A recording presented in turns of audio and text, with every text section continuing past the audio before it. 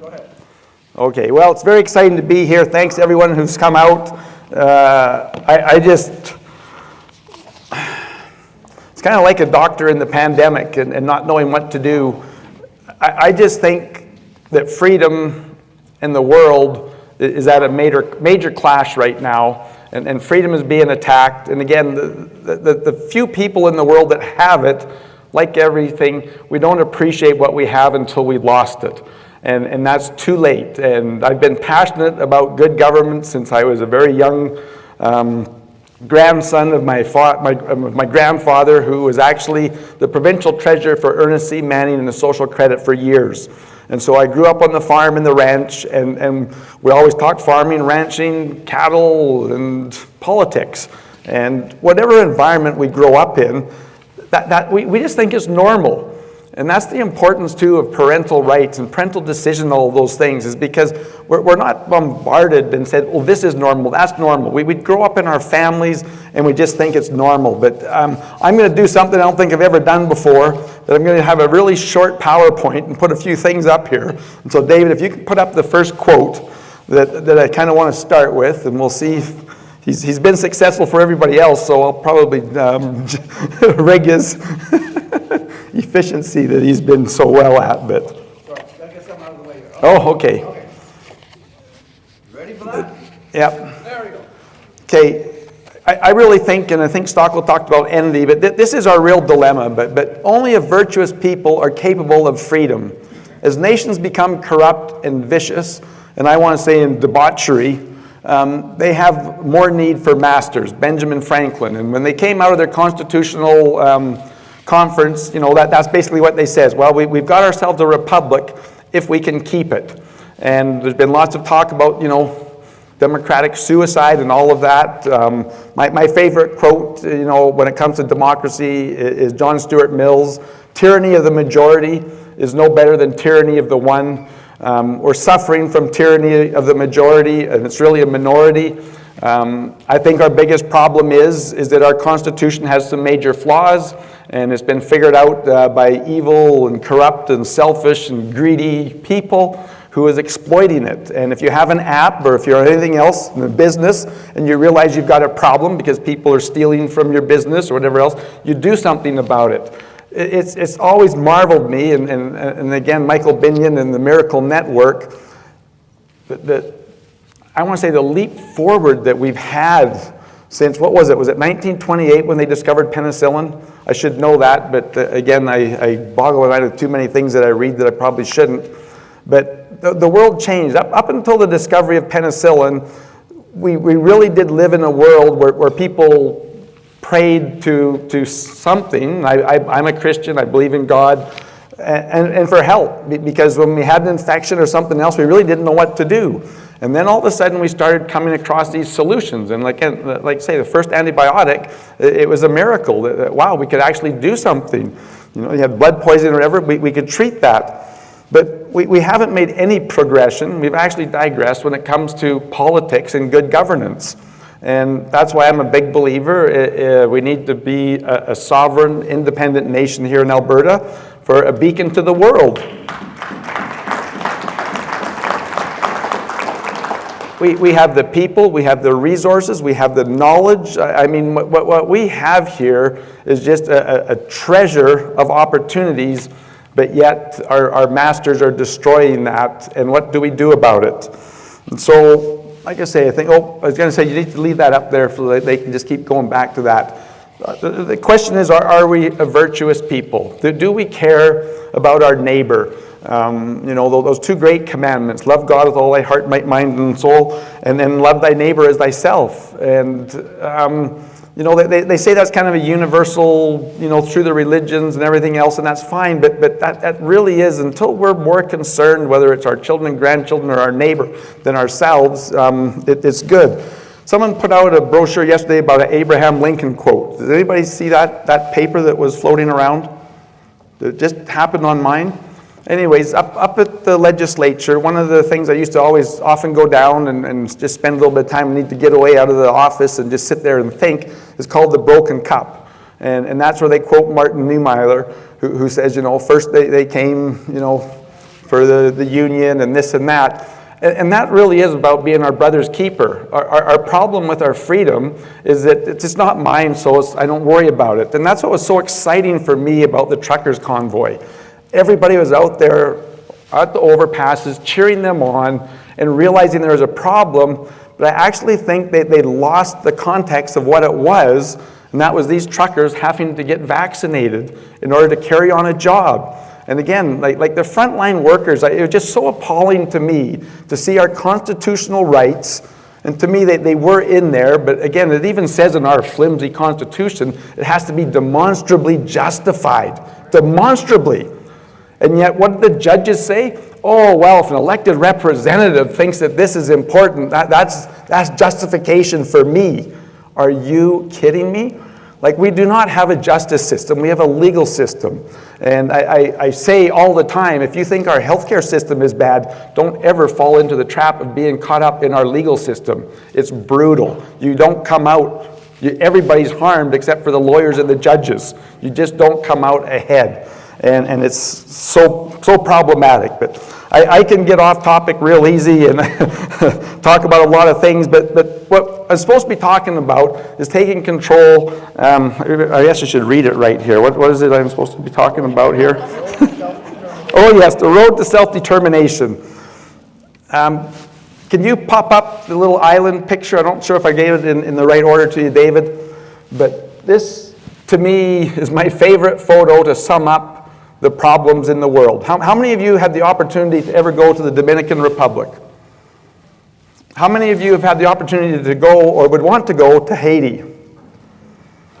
Got one people. And I imagine if you went there, it was on a humanitarian assistant thing, but maybe you went for some other reason.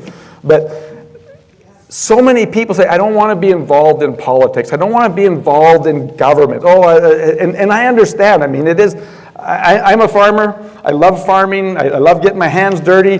But what I don't love is the pig pen. I had some of my employees that really wanted it. We milked cows and stuff. And the condition was, don't ever ask me to help in the pig pen. The only thing that's comparable to that, in my opinion, is getting into the legislature or the federal politics. It's a pig pen. And most people don't like the stink, anything that goes with it. They don't want anything to do with that. Oh, no, I don't want that. And I understand, it's repulsive, but sometimes the dirtiest jobs we have to do, and for whatever reason, I've always felt guilty that from what I understood, what my grandfather taught me, and again as a scout, to serve your community, that if we want good government, it's only going to come because the people are good and, again, virtuous. Without that, look around the world, folks, and just see, here we are, a little island, and what a stark contrast in life between those two people. And why? Because of the tyrants or the government that they have. And that's what we need to always realize. When somebody says that, I don't want to be involved with government, say, please go and live in Haiti then, and realize the problems. And so it goes back to, how do we take control of our future? And I want to say there's a good, better, best. It's not the best analogy, but it's good that you get involved, that you send letters, that you sign petitions, that you phone in to your MLA or your MP, and you voice your concerns. But what's better is if you get involved with a group like Action for Canada, and there's strength in numbers, and you start to say, you know what? And again, we all say, does one person make a difference? Absolutely, one person makes a difference. I think I made a difference when I got elected. What I always said is when I was door knocking and trying to get elected, I first ran in 2004 for the Alberta Alliance. And went door knocking, and I just tell people, do you think it makes any difference on who you elect? And it's shocking. I would say 80% of people will say, nope, you're all the same. Once you get in there, you're not working for us. And I says, well, I appreciate that you feel that way, and so you don't think it makes a difference. Please make me realize that I'm wrong and vote for me, not for the regular legacy party. If you don't think it makes a difference, then vote for me and see if I can make a difference. But the biggest difference between me and any legacy party is one, I'll speak what I feel is the truth, and number two, I'm accountable. That if you don't like me, and back then we had about 10,000, 11,000 people voting in my constituency, I says, you collect 5,000 signatures, you can fire me. If I say something that's outrageous, all you have to do is go out and collect 5,000 signatures and you can fire me. I'm a big believer that our whole system would change if we had accountability through recall. You look at all the atrocities and even, you know, a lot of the civil servants, and bless their heart for the work they're trying to do and in the pig pen they work in, but there's no accountability, there's no cost, they don't lose anything. It's just they shrug their shoulders, and it's the same with the judge or whatever else, that, you know, whatever's going bad and deteriorating and falling apart, they never pay a price for it. They're above the law. They're above the, you know, the inflation that's going on there and everything else that they get. And it's just wrong. Who would ever hire anybody and say, in 4 years, we're going to sit down and we're going to have an accountability and decide whether I'm going to vote for you again? But the biggest problem for me in electing somebody, and I always say now, I'll never ask you to trust me because I trust you with recall. And that's important, that the trust always needs to be with the people. Can you put up our truth, trust, and taxes?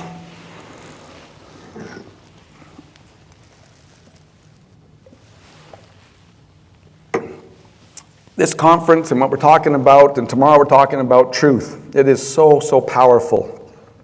But the deception that's out there in the world, the lies, it's just shocking. And what aren't lies, then the seduction of, you know, if you vote for me, we're going to give you this, or we're going to give your area that. They're always being bought off, and it's shocking to me sometimes how little a government needs to subsidize or offer in order to get a vote in different regions and different areas. And what the Wild Rose Loyalty Coalition stands for is truth, trust, and taxes. And we'll get into some other things, but we need to speak the truth. And if we don't, it's why there's so much cynicism and skepticism in politicians. They don't ever speak the truth, but what they do is they speak and say what they think you want to hear. I've been involved, and Danielle Smith is a personal friend. I've been in many discussions with her. But what you'll find with most politicians and what they say is, well, what did the polls say? They're guided by polls and parades. Where's the parade and where are the polls going? And they don't have the courage to actually speak the truth, which, like, again, Maxime Bernier, another one, I'm grateful for him and his efforts. They look at the polls and then they adjust what they're saying in order to appease. And again, their magic number is 65%. If there's anything over 65%, boy, let me tell you, politicians are all over that and seeing, well, how can we wordsmith this? What can we do about that? What do we got to do? And the truth has nothing to do. The only thing about truth is they want to be elected. And the truth is they'll say, well, we can't do anything unless we get elected, so we got to get elected, Paul. No, but what we need to do is speak the truth, make it popular, and when the truth is good enough, we'll actually get elected, and then we can carry out that truth. But they lose all their credibility. It's just unbelievable. I mean, like, take Mayor Gondik, the day after she gets elected, and she declares a climate emergency. Are you kidding me? Anyways, it's discouraging, and again, I say the root of all the problem is because the truth is not being presented.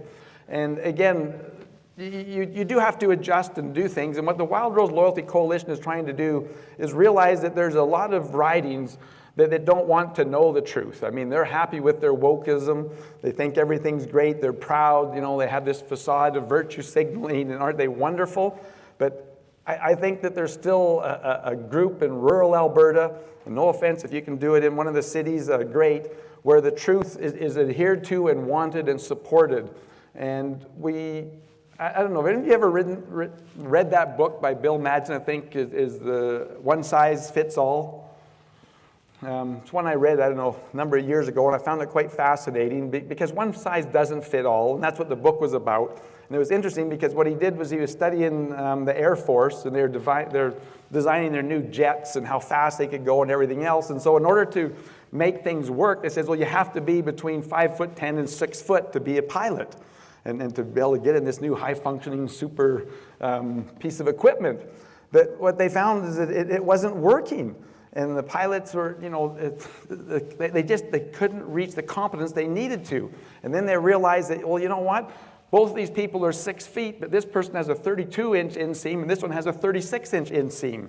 Their legs weren't the same, even though we're measuring 6 feet, but we're still not the same. And so they realized, well, we need to be able to move the seat back and forth. That'll accommodate his feet, and one guy is in there like this, and the other guy is hardly reaching those toes. And then they realized that the steering, that wasn't good enough. So that became adjustable. All those adjustments came in the jets, to my understanding, because one size doesn't fit all. Even though we think that, what are your wingspan, everything else. And that's one of the problems with our democracy. One or two parties does not fit all. And what the Wild Rose Loyalty Coalition is, again, and I love Michelle Sterling's, good government is so important. It's peace, order, and good government. And that's what it is. What is good government? How do we actually, have a system that recognizes the individual and protects their inalienable rights? And that's the basis of it, and then the families. But when you look at our current system of the two legacy parties, that basically, the socialists and then the so-called conservatives, that they're battling back and forth, but they're not allowed to speak out. I used to always just kind of laugh and make fun when I was in the House that, when someone says, oh, we've discussed that and we talked in caucus or whatever else. What they do when there's 60 of them in a room, they talk to the person on the right, they talk to the person on the left, and, I don't know about this parental rights. What should we talk about this and do this? They say, oh, I wouldn't bring that up. It's going to make the leader upset. And, oh, no, don't do that up. And then later they'll come out and they'll pontificate. Oh, I brought it up in caucus. Yeah, it didn't fly. Well, they talked to their two seatmates. They didn't bring it up in caucus and have a discussion on it. There's so much phoniness in it.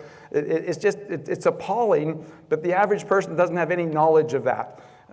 It's just unfortunate, our system and how it works. But to try and jump ahead, because I'll end up running out of time here, is what is the road to self-determination? Well, each of us are past the age of accountability now. I think there's one youth in here that isn't. Looks like, oh, she is still here.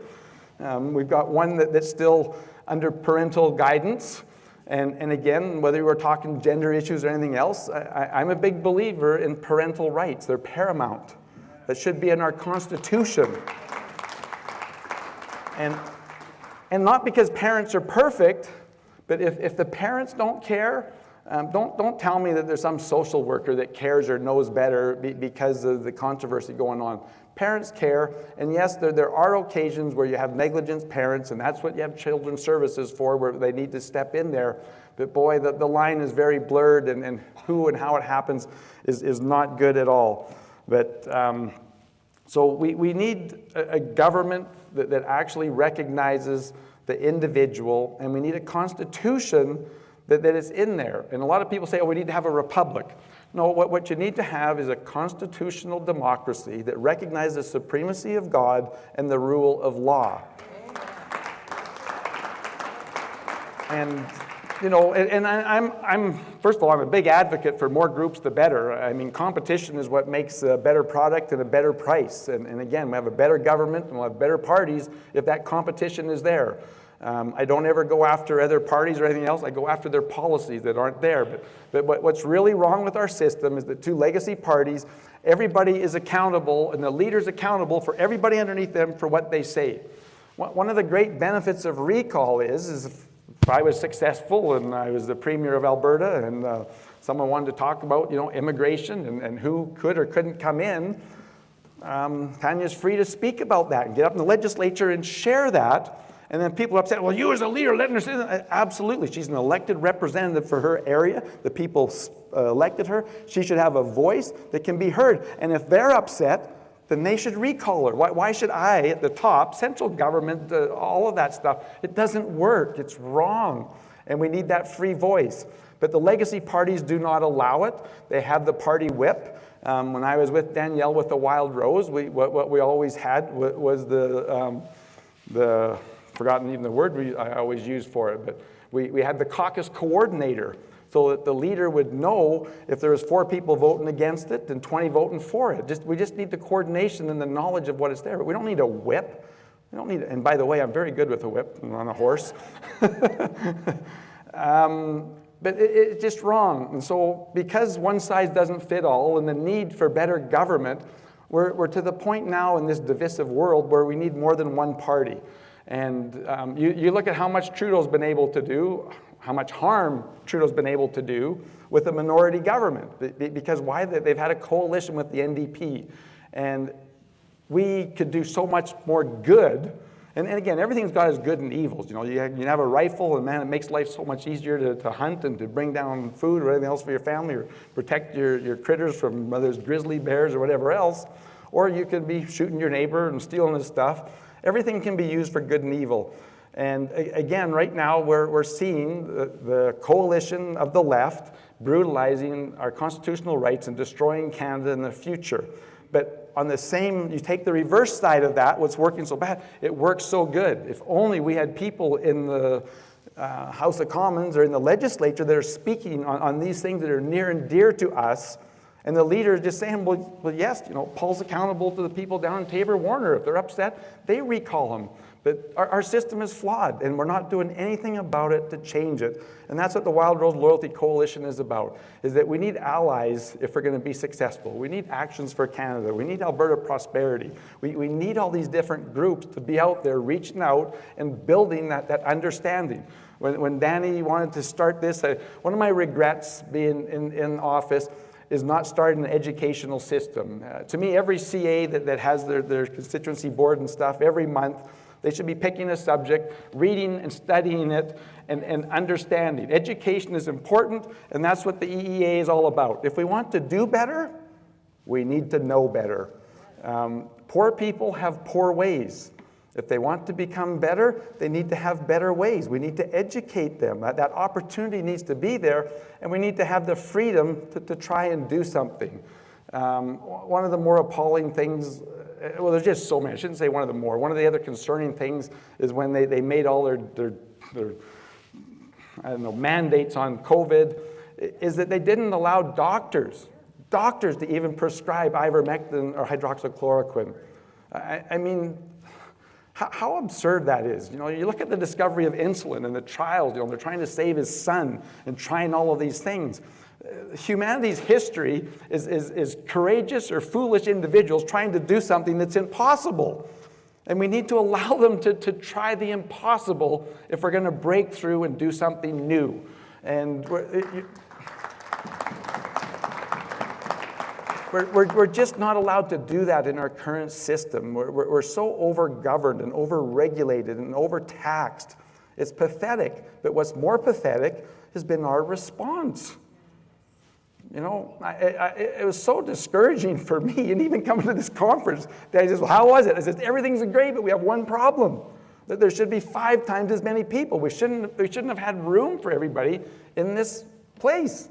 And again, I go to these rallies, you know, to get rid of the masks, to stop the forcefulness of people having to take the jab to keep their job, to save their lives. And I don't know, I think the biggest one I went to maybe had 2,000 or 3,000. That was the exception of the rule. Most of them 300 or 400. You know, down in Calgary with 1 million people. 300 or 400? Sorry, that's pathetic, and that's why I always say we deserve the government that we've got.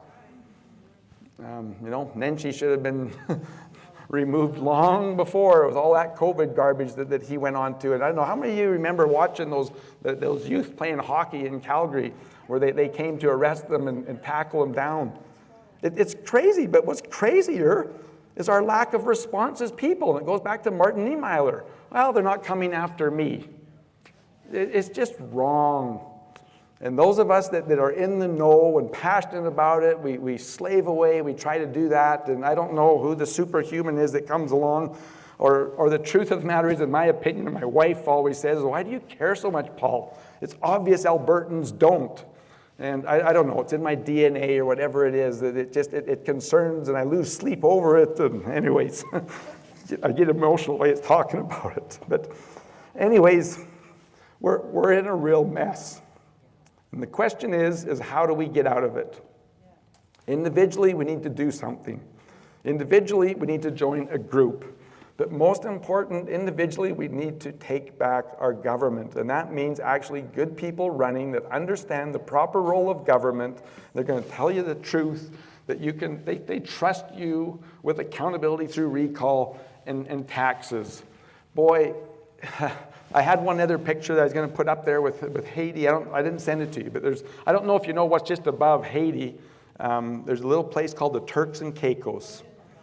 I've never been there. I've been to Grand Cayman, but years ago, you know, they were looking for a country to join, and boy, I sure wanted them to join us. But when you go down there and you see what you can do, it's quite amazing. And I don't know, David, do I have one about the Constitution that you could put up one last slide here to sum up? It's not all gonna, yeah, I guess that. Anyways, we need a constitution if we're gonna have freedom. The foundation is the Constitution, the rule of law, the recognition of the supremacy of God. And in that Constitution, what it's all about, and again, going back throughout history, each one of us is born with the right to live. Each one of us, our personal property starts with our body. And that needs to be in the Constitution that it's there. If I don't want to get a jab, I don't have to have a jab. It would have been so easy for the government to say, look, we don't know what this new virus is. And they're probably lying because they did know. But we're just giving you a warning that if you go out in public, you know, it could be to your detriment. And then those of us who are too stupid to stay at home and isolate ourselves and expose ourselves to this, we could do this. But it isn't the role of government to govern our lives. It's to protect our life, our liberty, our property, and our pursuit of happiness. And if we focus on something else, it's wrong. The secondary thing for me on the Constitution, it absolutely needs to limit the size and the scope of government. I've been a long-time advocate, and I mean, in 1905, they're pushing a flat tax. I've been a long advocate of that. If I was starting a new country and we're doing there, what I'd be asking the people is let's make it simple. Let's say, and again, this is going to sound outrageous, but let's have a sales tax of 20%. And from that, we have to meet all of our needs. It's interesting to me, I just read yesterday that Singapore, the accumulated tax that you're allowed is only 22%.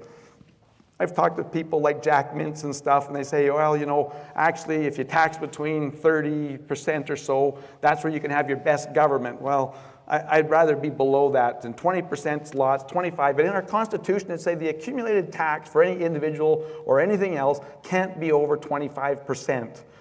In that Constitution, they have to balance the budget, much like municipal government. If in fact, when Trudeau got in and there was only $10 billion over that first year, our taxes should have gone up an equivalent amount, just like municipality, your mill tax has gone up this much because we had a $10 billion deficit. Politicians shouldn't be able to make our children and grandchildren pay for their promises.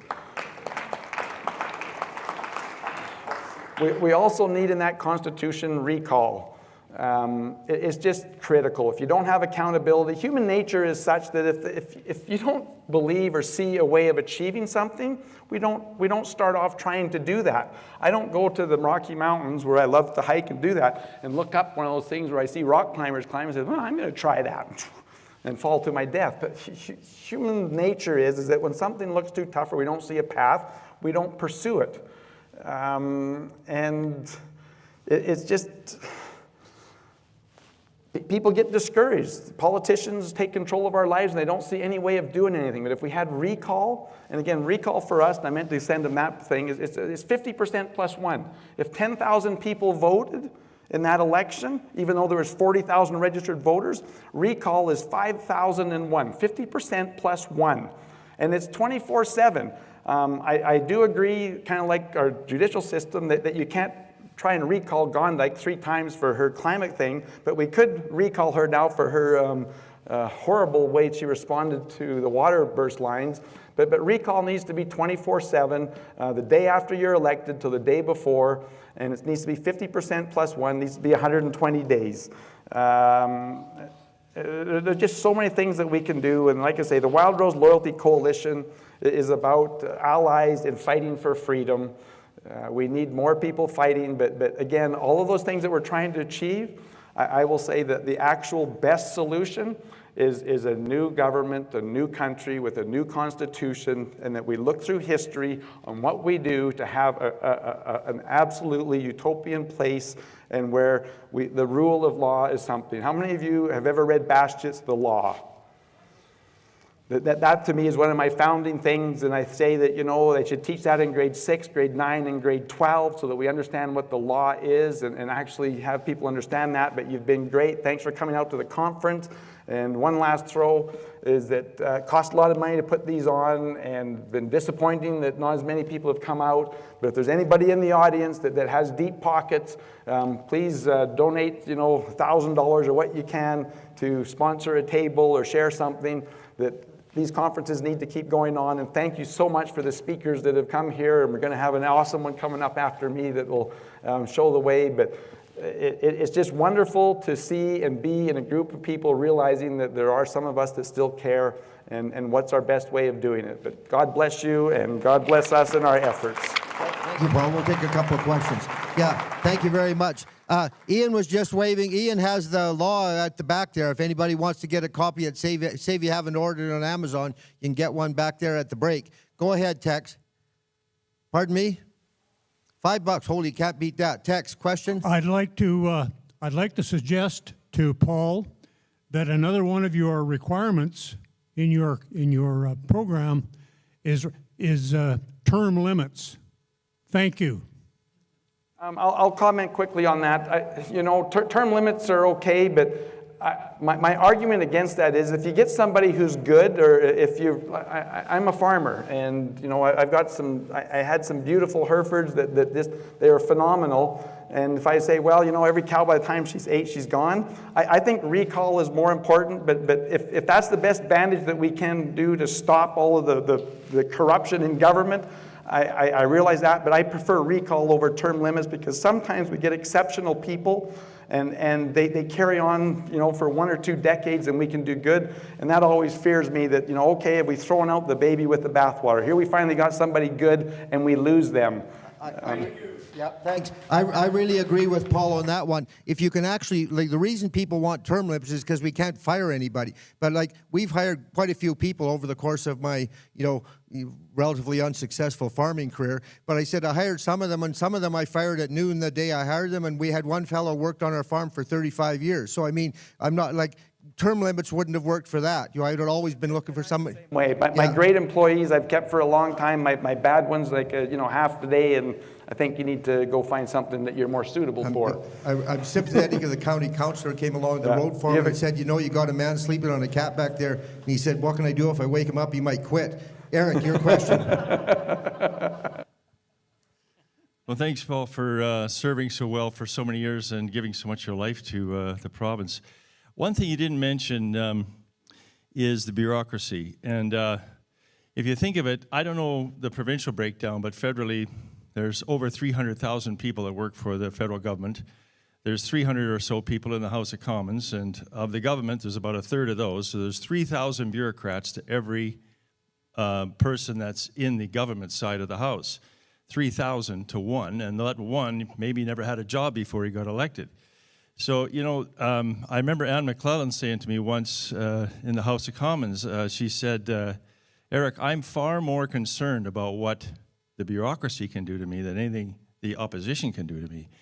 And I think that as much as we focus on the politicians, the power today is in that administrative state. And I just like your opinion on what we do about that. I think that has to be really gutted myself. I'm going to argue 2 points on there. I did actually talk about it. I said we need to limit the size and scope of government, but there's a lot more than just one thing I didn't talk about. I could stay here and talk all night. But this goes back to limiting the size and scope of government, and nobody, I don't think, has done more harm than Trudeau with the size of the bureaucracy that he's increased and the deficit that he has run. And Jason Kenney was the same here in Alberta. The growth of bureaucracy is just, it's unimaginable as a business person. I look at that and like, what are we doing? Like we hire, just take healthcare for example. There used to be, and I don't know, Danielle's got rid of one, but 7 layers of bureaucracy. And I was down in the Milk River Hospital years ago, and they ran out of bleach.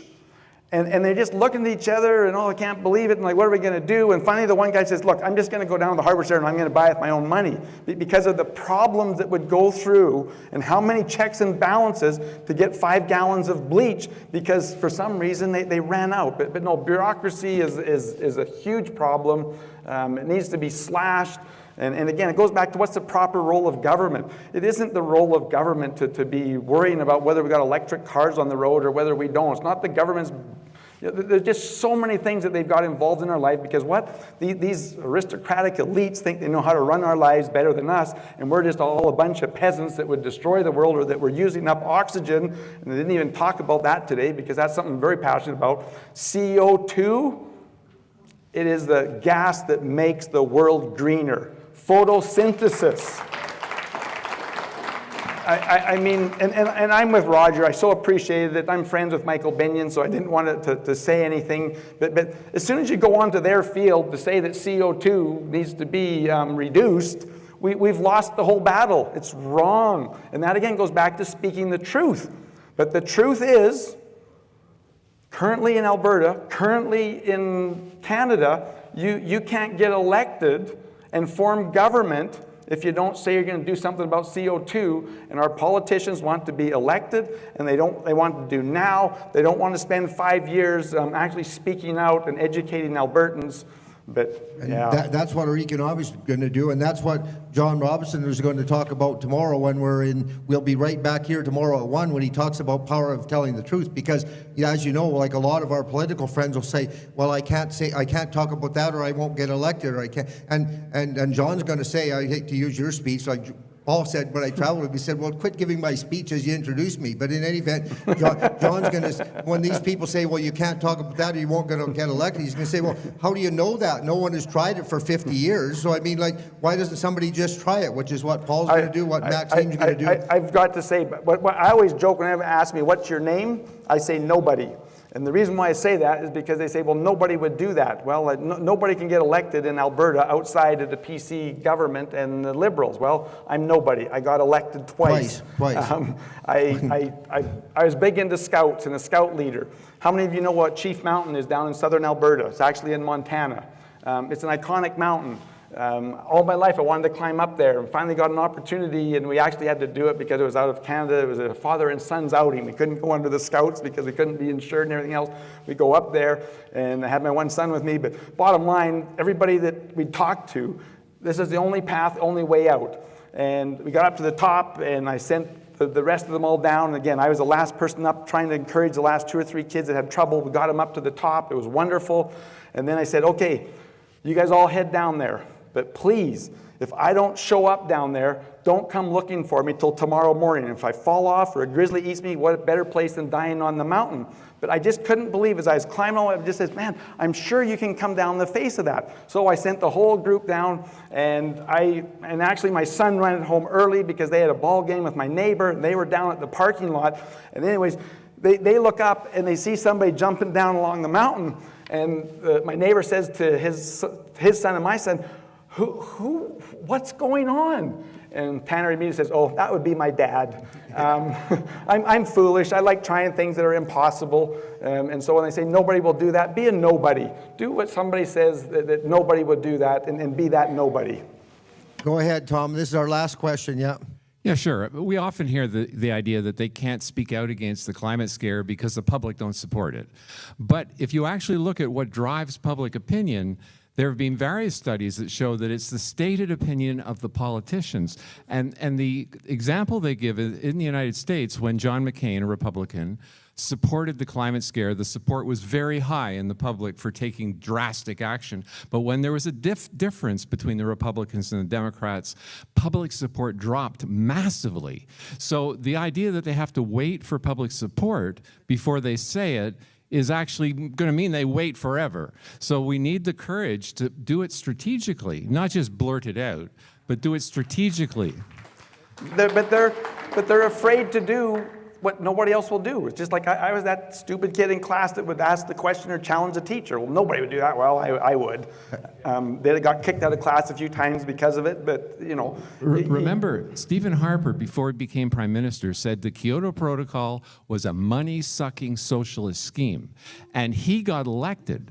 Okay, so the idea that they have to do this, no. Okay, well, They quit talking about it, though, until they Yeah. gave up. And I Then said, they were- like, the last time I talked to Danielle about this, she says, Paul, we've lost that battle. I says, we haven't lost it unless we quit fighting.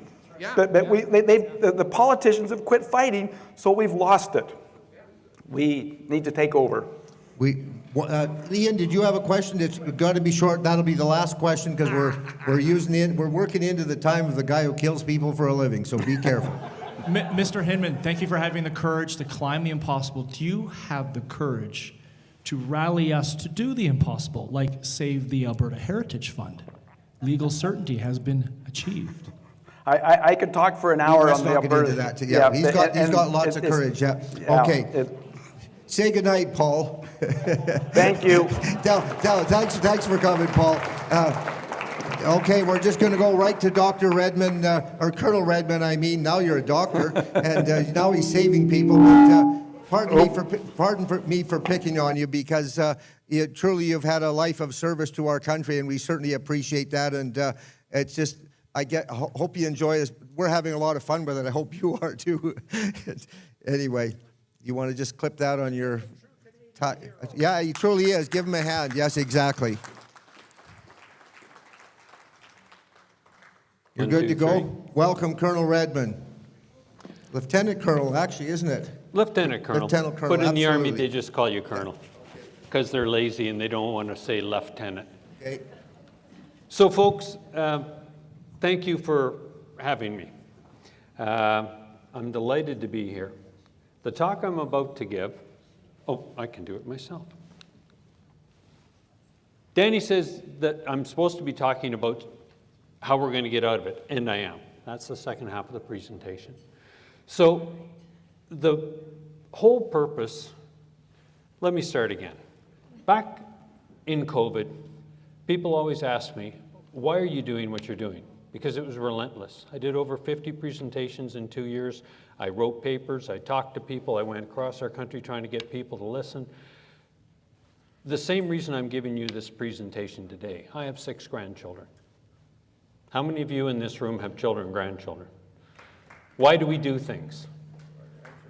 We're at the stage of life, many of us, where we're in the last quarter of our life.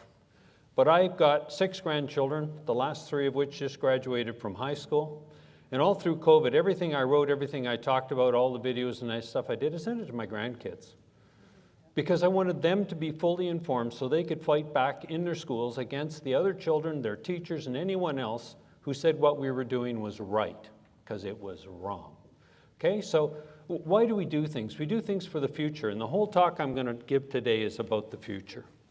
And what I'm trying to do in my tiny little way, last September I wrote a piece on national security, and people like Linda Slobodian were very nice and talked about it and did things.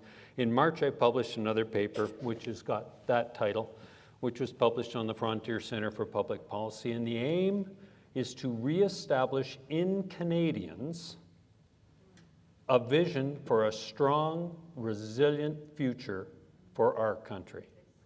Okay?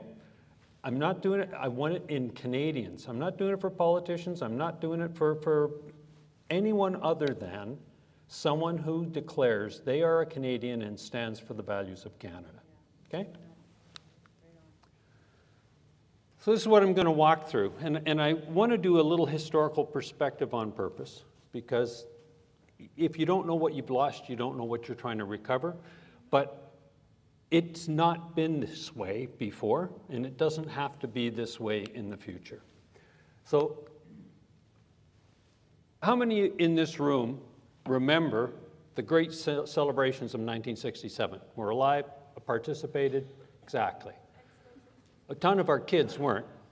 A ton of our grandkids weren't, right? Canada was a country which was the envy of the world. People looked at us in 1967 and said, what a unified country. What a massively proud history. For those of you that aren't history buffs, in World War I, Canadian troops were known as the shock troops. After Vimy Ridge, they led every battle that the Allies launched until the end of the war in World War I. In World War II, as the map shows you, there was 5 beaches on D-Day. Canada had one all to itself. Juno Beach was our beach. We took it, and we were the only people that achieved the first day objectives on D-Day, made it to Carpe Airport. And I would point out at the same time, we had 2 divisions fighting in Italy at the same time.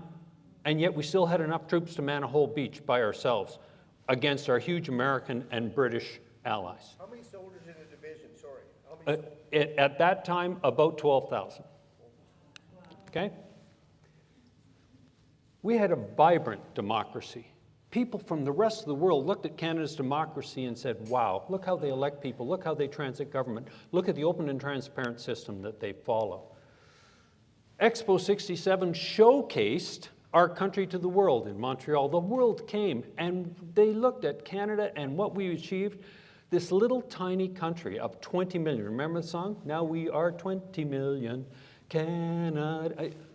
We were so proud, but people were proud of us. The world watched what we were doing on the world stage, and we participated in a meaningful way. A strong, strong economy. And people complained that it was a resource-based economy. Who cares? It was a strong and vibrant economy based on our resource industry, something that people are finally realizing we should be proud of again. There was a saying in 1967 that went worldwide, the next century belongs to Canada. And that was said by everybody on the streets. Canadians said it, but the world said it. So what happened? 1968, somebody got elected. I think you all know who. The father of. But something else happened. From 1967 through until today, we've gone through 2 generations. One called helicopter parenting. And if you look at the terrible outcomes of helicopter parenting, and we used to laugh at it when I was young, because I raised my kids like my parents raised me, 18 and out the door. You got to learn to stand on your own 2 feet. But first, they gave me all the tools I needed. They made sure that I could stand at 18 years old and that I had the knowledge and skills to go and be successful in the world. My parents did that. They were World War II vets, both of them. My mother served in the RCAF, so did my father. My dad was a pilot in the Pacific. My mom, remember Gander, Newfoundland wasn't part of Canada then. She served overseas in the giant Canada-US hospital as a WAF up to the rank of sergeant. Served for the whole war, from 41 to 45. But helicopter parenting was taking your child, and whenever anything damaging or scary happened, we plucked our children out of it. I remember my daughter Donna fell upside down in Germany at the school in Germany one day, got a pebble embedded in her forehead, and they called me up and said, rush her to the hospital. I got her out to the car, and she was little chief angry because she wanted to stay in school with her friends. She was pissed. I said, do you want me to pluck the rock out of your head and go back to class? She said, yes, Daddy. We did. She went back to class. The teachers were horrified. Helicopter parenting destroyed the self-confidence of our children, but it was followed by 20 years of bulldozer parenting. Helicopter parents, children of helicopter parenting turned into bulldozer parents, and bulldozer parents removed the people that challenged their poor little darlings. So teachers were fired, police officers were fired for the next 20 years. Sorry. So bulldozer parenting. So what do we have today? We have a group of people who are between 45 and 55 who were raised through this whole system. And what were they taught? They were taught that risk was not their responsibility. All risk. They were perfectly aligned for COVID. Risk is the responsibility of government. Take it out of my life. Save me now. This was in 2013, right before another event happened in 2015. We still, in spite of helicopter parenting and bulldozer parenting, had a pride in our country, and things like this were produced. Across our country, Maclean's magazine reported the 99 reasons why it's great to be Canadians, because Canadians were still so proud of where we stood in the world and what we could achieve and what we had achieved. We still had this massive confidence. So where are we today? We're a fractured country. We have people rioting in our streets about issues that have nothing to do with Canada. That's right.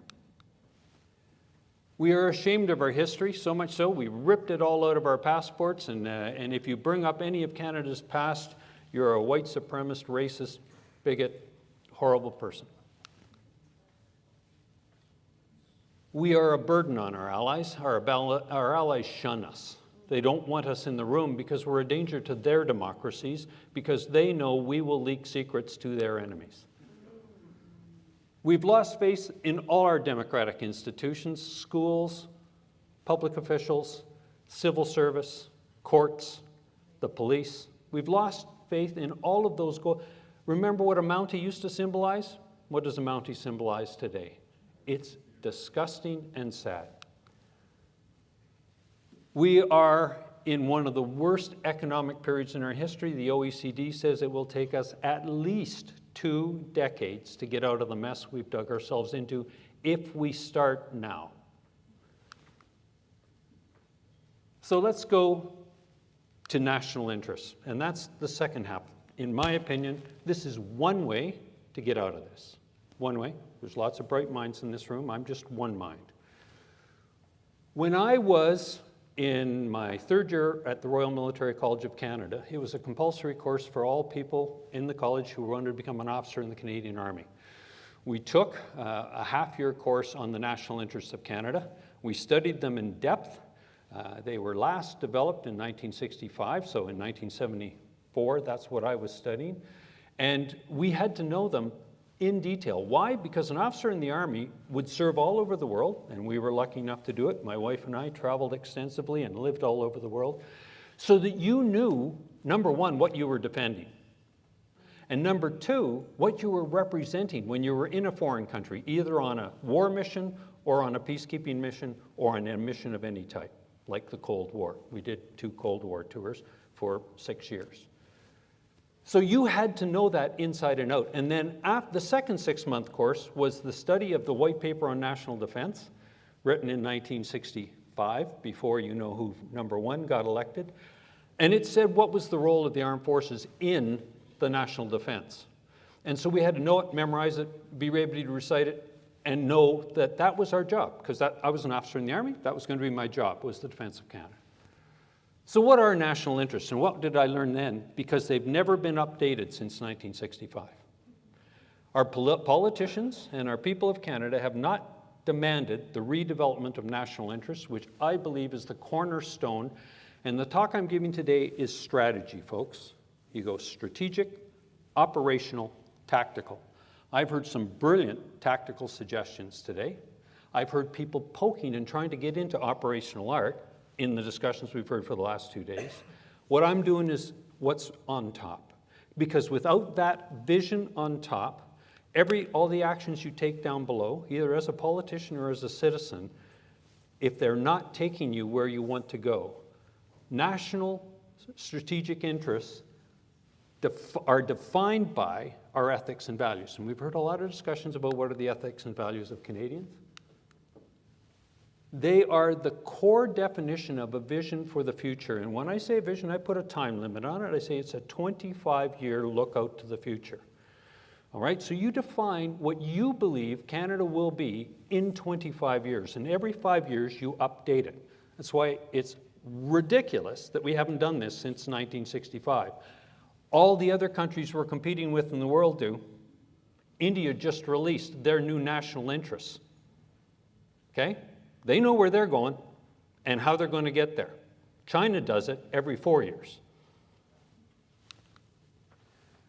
They're the benchmark for every decision. If you want to say, I want to bring DEI politics into all our universities, Show me how that fits to the 6 national interests, and I'll tell you, it's not there. It's a wedge issue. You can bring up any wedge issue you want because we have no vision of where we're going, okay? So everything's random, it shifts, it's all over the map. But they also define how we'll work with our allies, and that's why our allies are looking at us right now going, what the heck, Canada? What are you doing? Do we really want you as an ally? Are you really a good economic trading partner? What are you doing, folks? So let's talk in more detail. This is my definition of the 6 national interests based on all of my reviews over the years and what I was taught and what I've seen in other countries around the world in the last 2 decades. And I'm going to walk through each one. Now, this is all in a paper, and I'm going to do the Reader's Digest version this afternoon. If you want more, I'll show you where to get it later. But let's start with unity, because there's 2 national interests that define a country, completely define it. The essential 2 are unity and national security, defended borders. The others fall from it, but if you don't have the first 2, you don't have a country, because a country is basically defined as a group of people that share common culture and ethics and values inside a defined region which they defend and call their own. So, the first 2. So, unity. Common ethics and values. If we define for Canada what are our common ethics and values, and I don't believe Mr. Trudeau, I believe we already know what they are, but we need to carefully and correctly define them so that everybody who comes to Canada knows you follow them or don't come to Canada. Okay? That's the cornerstone of unity. It permits massively different backgrounds, and the country I always quote is Switzerland. There's French, German, and Italians make up one country, but they share common ethics and values. They have the same belief system, but they speak 3 different languages, and if you ever make the mistake of calling an Italian and a German in Switzerland, you know the reaction you're going to get, right? It's not pleasant. They're not really, no, I'm an Italian Swiss, right? You know, but we have French and English in our country. There are only 2 languages in this country, right?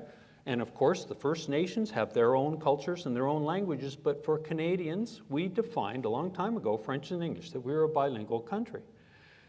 As people said this morning, those are the 2 languages. You wish to participate, you must be willing to learn those languages and participate in those languages.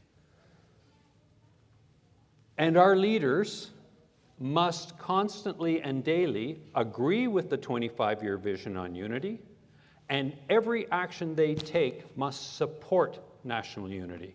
You never turn groups against each other. You never look for wedge issues. You must constantly represent unity.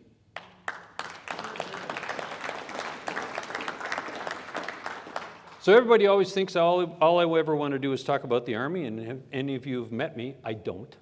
You know that. It was a wonderful career for my wife and I for 27 glorious years. But national defense and national security, the last thing you talk about is the Army, Navy, and Air Force. It's the last thing. Remember I said first thing you have to define borders. You must live in a country with defined borders which you are prepared to defend against all comers. That's called sovereignty. And then knowing Canada is a huge country with a small population, we need to have allies that help us and that we work in concert with. So NORAD, the defense of North America, NATO, the defense of the North Atlantic Treaty Operation, ABCA, which we've now been excluded from, which is America, Britain, Canada, and Australia, and we've been excluded from because they don't trust us, and all the other alliances and networking that we do. But you have to be ready to defend your borders against all comers. We're a joke, we don't even try. You have to have measures to manage external threats. The Armed Forces of Canada has one role, and that's to defend against external threats. It's never to be used against the Canadian people. And a I presented in October 2022, the Prime Minister directed the National Standing Committee on Defense to review whether or not the armed forces should be re-rolled up to 1/3 to 1/2 for national emergencies and disasters, fires, floods, tornadoes. I went and testified and said, are you insane? You have emergency management organizations all across this country that do that already, and the Armed Forces of Canada's job, and you haven't trained or funded it to do it, is to defend externally to Canada. Its job is not to help with the Red River flood. Now, the soldiers I commanded were extremely proud when we were called to do that, and we went, but it took away from our training, our fuel, our budgets, which meant we couldn't get ready to defend our country. But we were always proud to do it as the force of last resort. We're now the force of first resort because provinces don't do what they should do, or municipalities. So measures to handle external threats. Other nations, terrorist groups, and individuals. Don't let them get here. And if they do, you need to have domestic threat management, and you'll see geological, meteorological, biological, natural hazards. Then you'll see human-induced, non-intentional, industrial accidents, all the rest of that. And then the very bottom is intentional. When bad people want to do bad things to other Canadians in our country on an extremely large scale or a small scale, we have different forces like police of jurisdiction, like all those other people, and the military as last resort. So we need political leaders to actually define what they mean by national security and all the elements that they're going to support inside it, like immigration, like all those other pieces, right? Before they get to our nation and once they get here. The third, good governance. Okay, so we talked about a group of people that have common interests. Now we talked about their defined borders and how they're going to defend them. A good electoral system. So we want, once again, to be the pride. We want to know that our system can't be attacked, that foreign actors can't interfere with our elections, and that people in our own country respect and love the system we got. If we don't like first past the post, then let's have that conversation. But let's not throw rocks at it till we know what we're throwing away. Because I personally, I don't know about you, but I don't want the government of Italy, which in the past 2 decades changed governments every 8 to 9 months because they didn't have a first past post system. So before you throw away what you got, really review the different systems that you might want and see the outcomes. It took Germany 6 months last time to form a government after their election. And in the meantime, guess what happened? Foreign actors played like crazy. Okay? So make sure you know, but I want politicians, Maxim, to define for the Canadian people what they mean by a good, well-managed electoral system. Maxim does it all the time. So do others. But I want them to not just say it, I want them to enact it. Okay? Because the current government's doing exactly the opposite. Open and transparent elected officials. Integrity is a simple word. Say what you mean what you say, do what you say. Okay?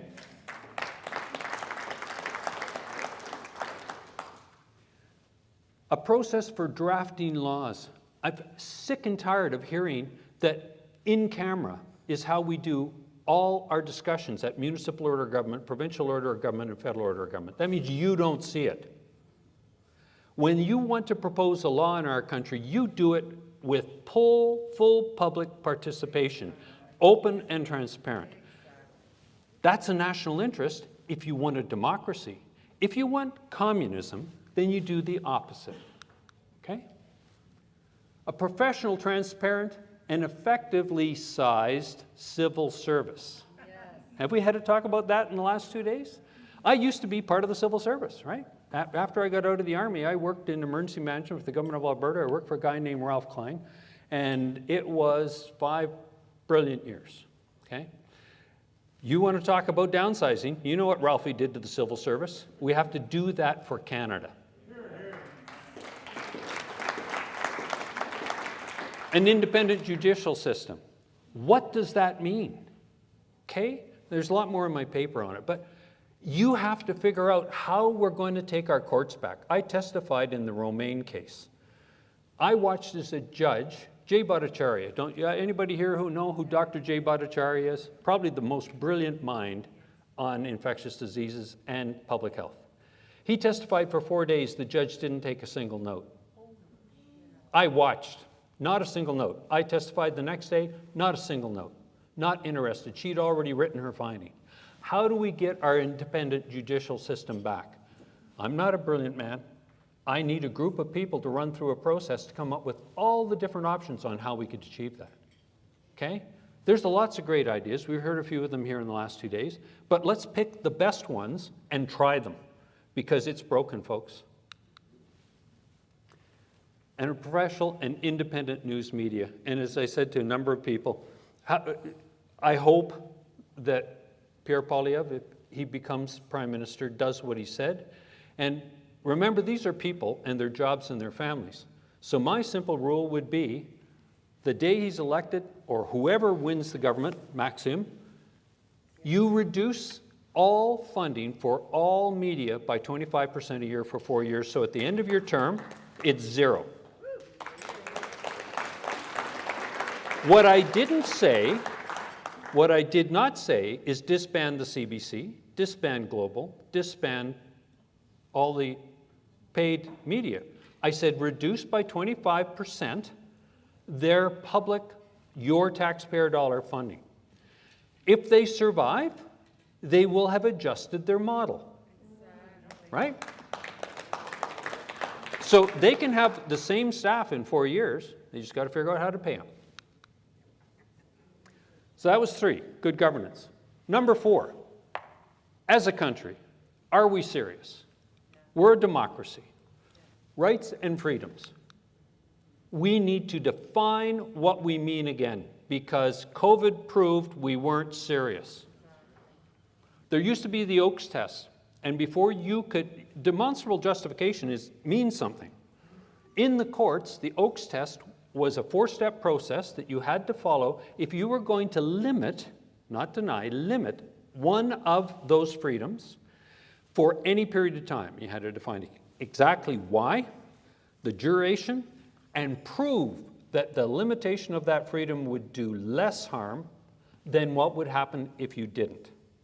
Cost-benefit analysis. In the Army, we called it advantages versus disadvantages in the estimate of the situation. Not done once. So as Canadians, we need to force a discussion, because remember, this is for Canadians. Politicians need to be required to define what do they mean by that. And the minute they vary, I'll get to this a little bit later, but where's Paul? Recall. Right? Recall. That's not what you said you were going to do. These are the rights. This isn't just a template. There's a whole bunch more we can talk about. But they're based on the basic things that we established our country on, which is individual rights. But folks, I'm a huge guy for responsibility. With rights come responsibilities. You don't just get a right, you're responsible to defend that right. And you have to do your part to keep those rights, okay?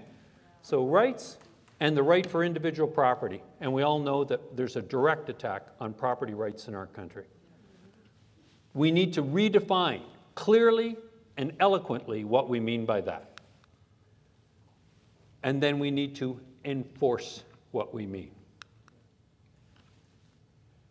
Economic prosperity and growth, the 5th.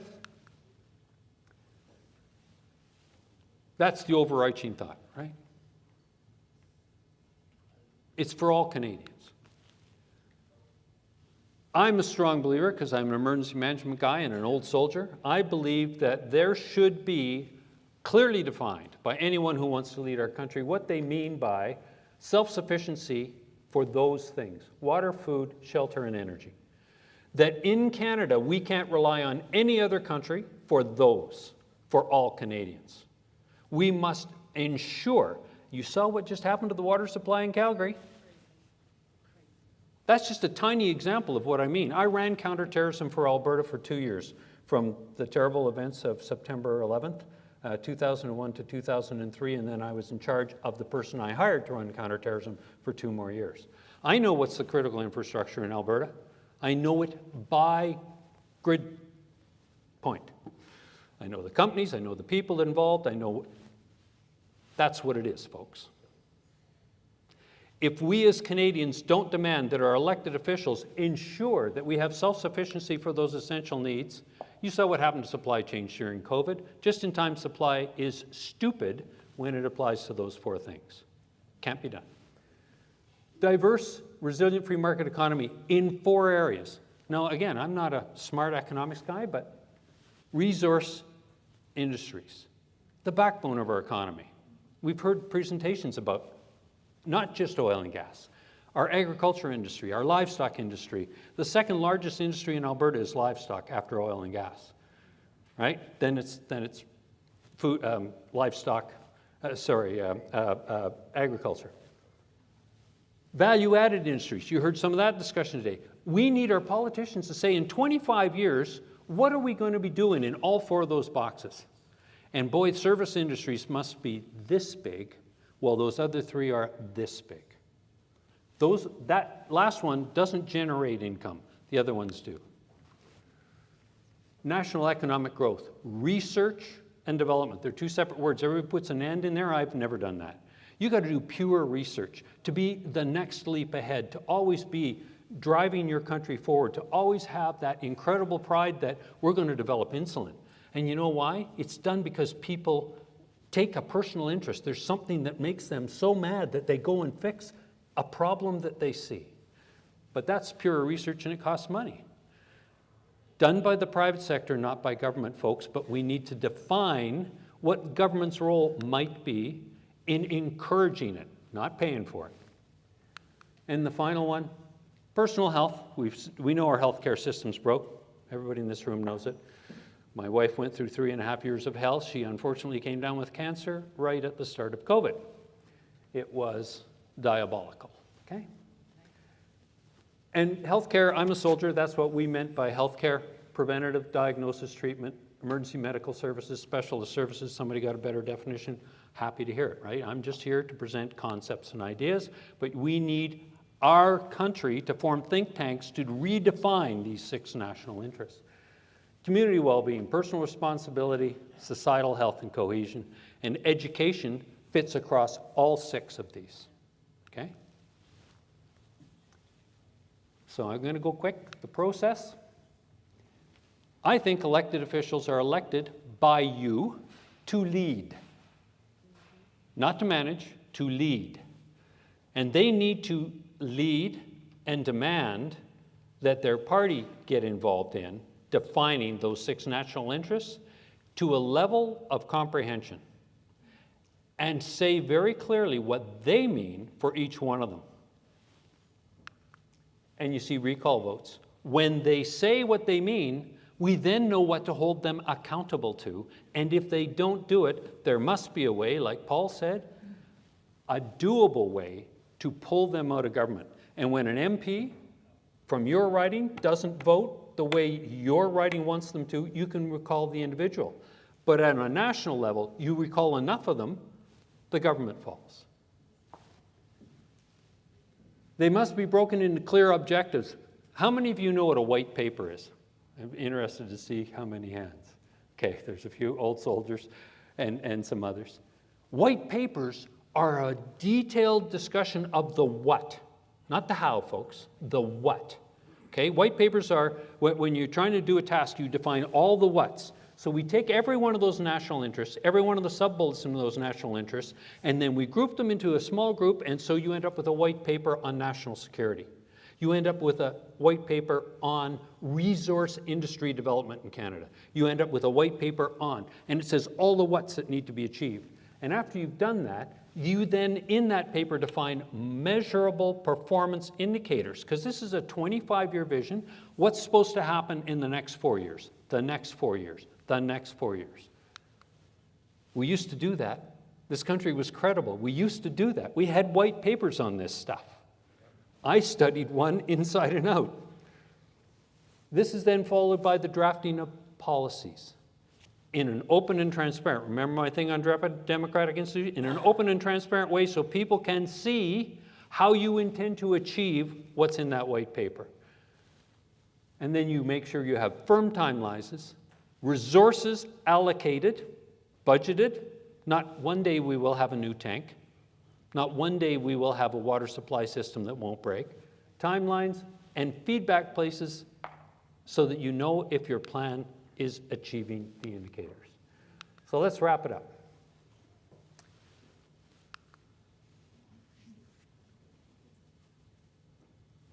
That's what our country should be. That's not what our country is, but that's what it should be. A group of very successful people that know their ethics and values and are prepared to defend them with their lives. Okay? That they are responsible for obeying the laws and for doing their part in achieving the vision of our country for 25 years. But they do it on a daily basis now, knowing where they're going. That our elected officials can be held to account, that they agree with and have been part of forming on behalf of all Canadians, those national interests, and are accountable. We, the Canadians, have to demand that vision back again for the people of our country. And this is the strategic level.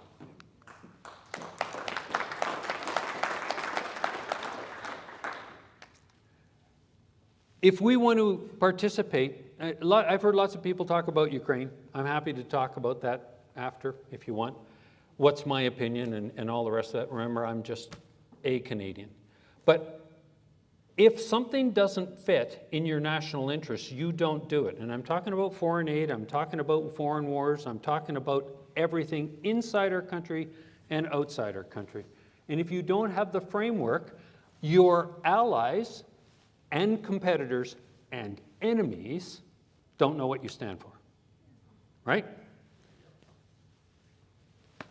I'll let you read that for yourself. We've talked about that too. This is not a post-national state. This is a democracy that has a nationally elected government, provincially elected governments, and municipally elected governments. And we are not a post-national state because, let me ask you a simple question. If Winston Churchill believed that England was a post-national state in 1940, what language do you think we would be speaking? Because that nation had clearly defined national interests and had a leader who had the courage to say, no, it doesn't matter if our country is, our little island is invaded, we will never surrender them. So let's be clear. We are not a post-national state. It's an absolute fallacy. If we give up the right to elect our government and hold our elected government accountable to people that have no care about Canada, then we're idiots. They have to be transparent, and if they're not transparent, we recall them. Absolutely. I want my grandchildren to feel just like I did when I went to all those events in 1967. I was 13. And I couldn't wait for the next event in 1967 and all the things we did. Remember the military tattoo that went from coast to coast? When I was 8 years old, I decided I was going to join the Canadian Army. There was no doubt in my mind as I watched the Queen's Own Rifles rappel off the stadium roof in Victoria. You might have been there, or might have been one of them. The Queen's Own, and they came flying off that roof on those ropes. And some did the Australian rappel and some did the standard rappel, and they came down shooting their submachine guns, and I went, I told you, Dad, that's what I'm going to be, right? He was a pilot in World War II. Pilot. I want our kids to feel like that. I want my grandchildren, who are now 18, 19, and 20, to feel like that. The paper is the first one. The second link is the interview I did with David Lease from Frontier, talking in detail for a couple hours about our country and its future, and some other folks' stuff. Thank you very much for your attention. I really appreciate it.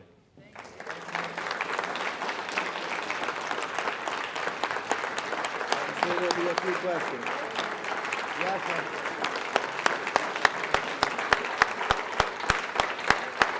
Thank you. Thank you, sir. Obviously, it's much appreciated. Tex, go ahead. Colonel, your presentation was brilliant. It brought back memories of what I went through during my service. I want to get to the question. The Soviet Union collapsed between 1990 and 1991. And you and I both served during the Cold War. In my opinion, NATO should have disappeared in 1991. That's my opinion. What do you think? Okay, it's funny. My last job in Europe from in 92 to 94 was to close the Canadian Forces Base LAR, bring 18,000 Canadians home, all our kit, all our families, close all our schools over there. And we'd done 3 tours in Germany, so we had some really close German friends. And on the final night, before we climbed on the aircraft in 1994, Werner, who was a little German farmer, really, really wonderful man, looked at me and he said, "You'll be back within 10 years, Dave." They're not done. Now, I don't know how many of you have heard Mr. Putin when he was the mayor of St. Petersburg.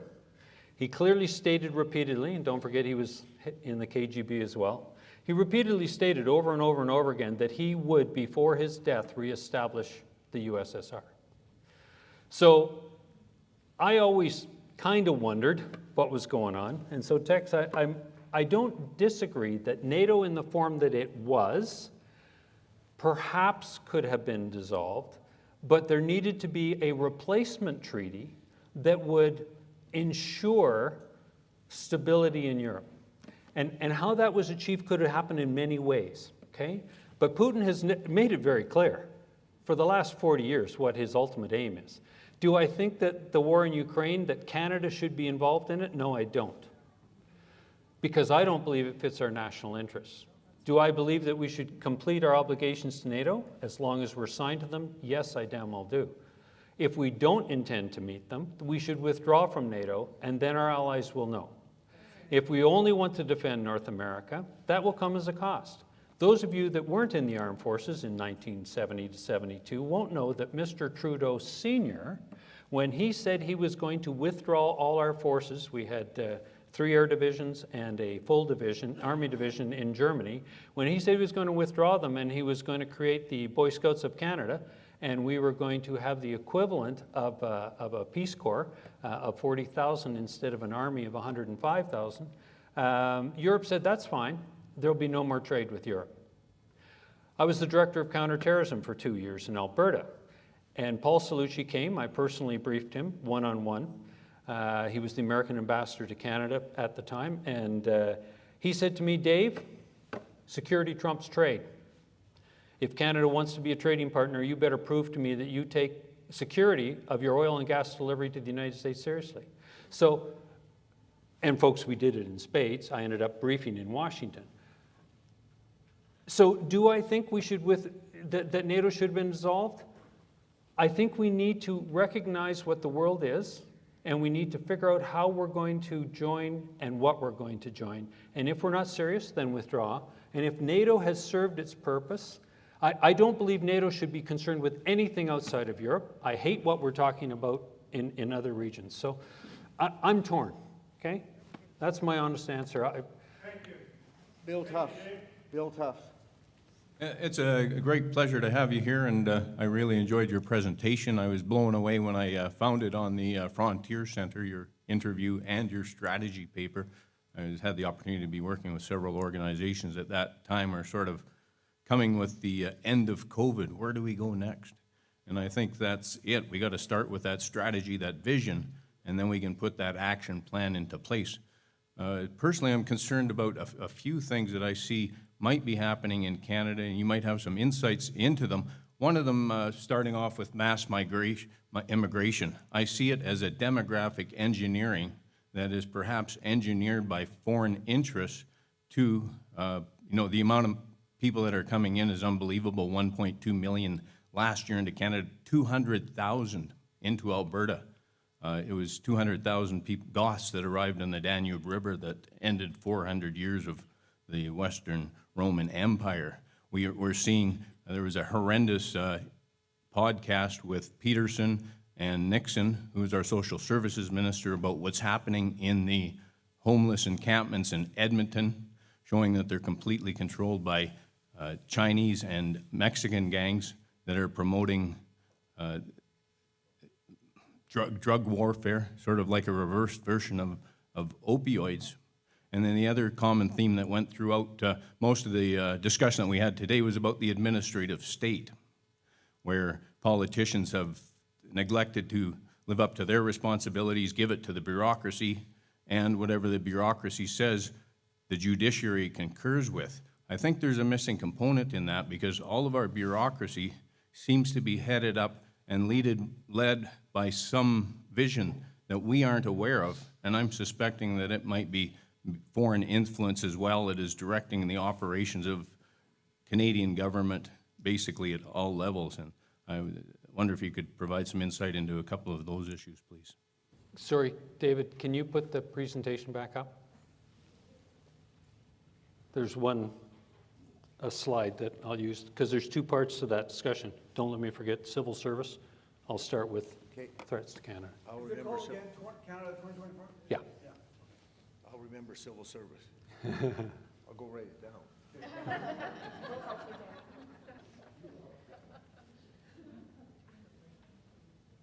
So I'll start with civil service.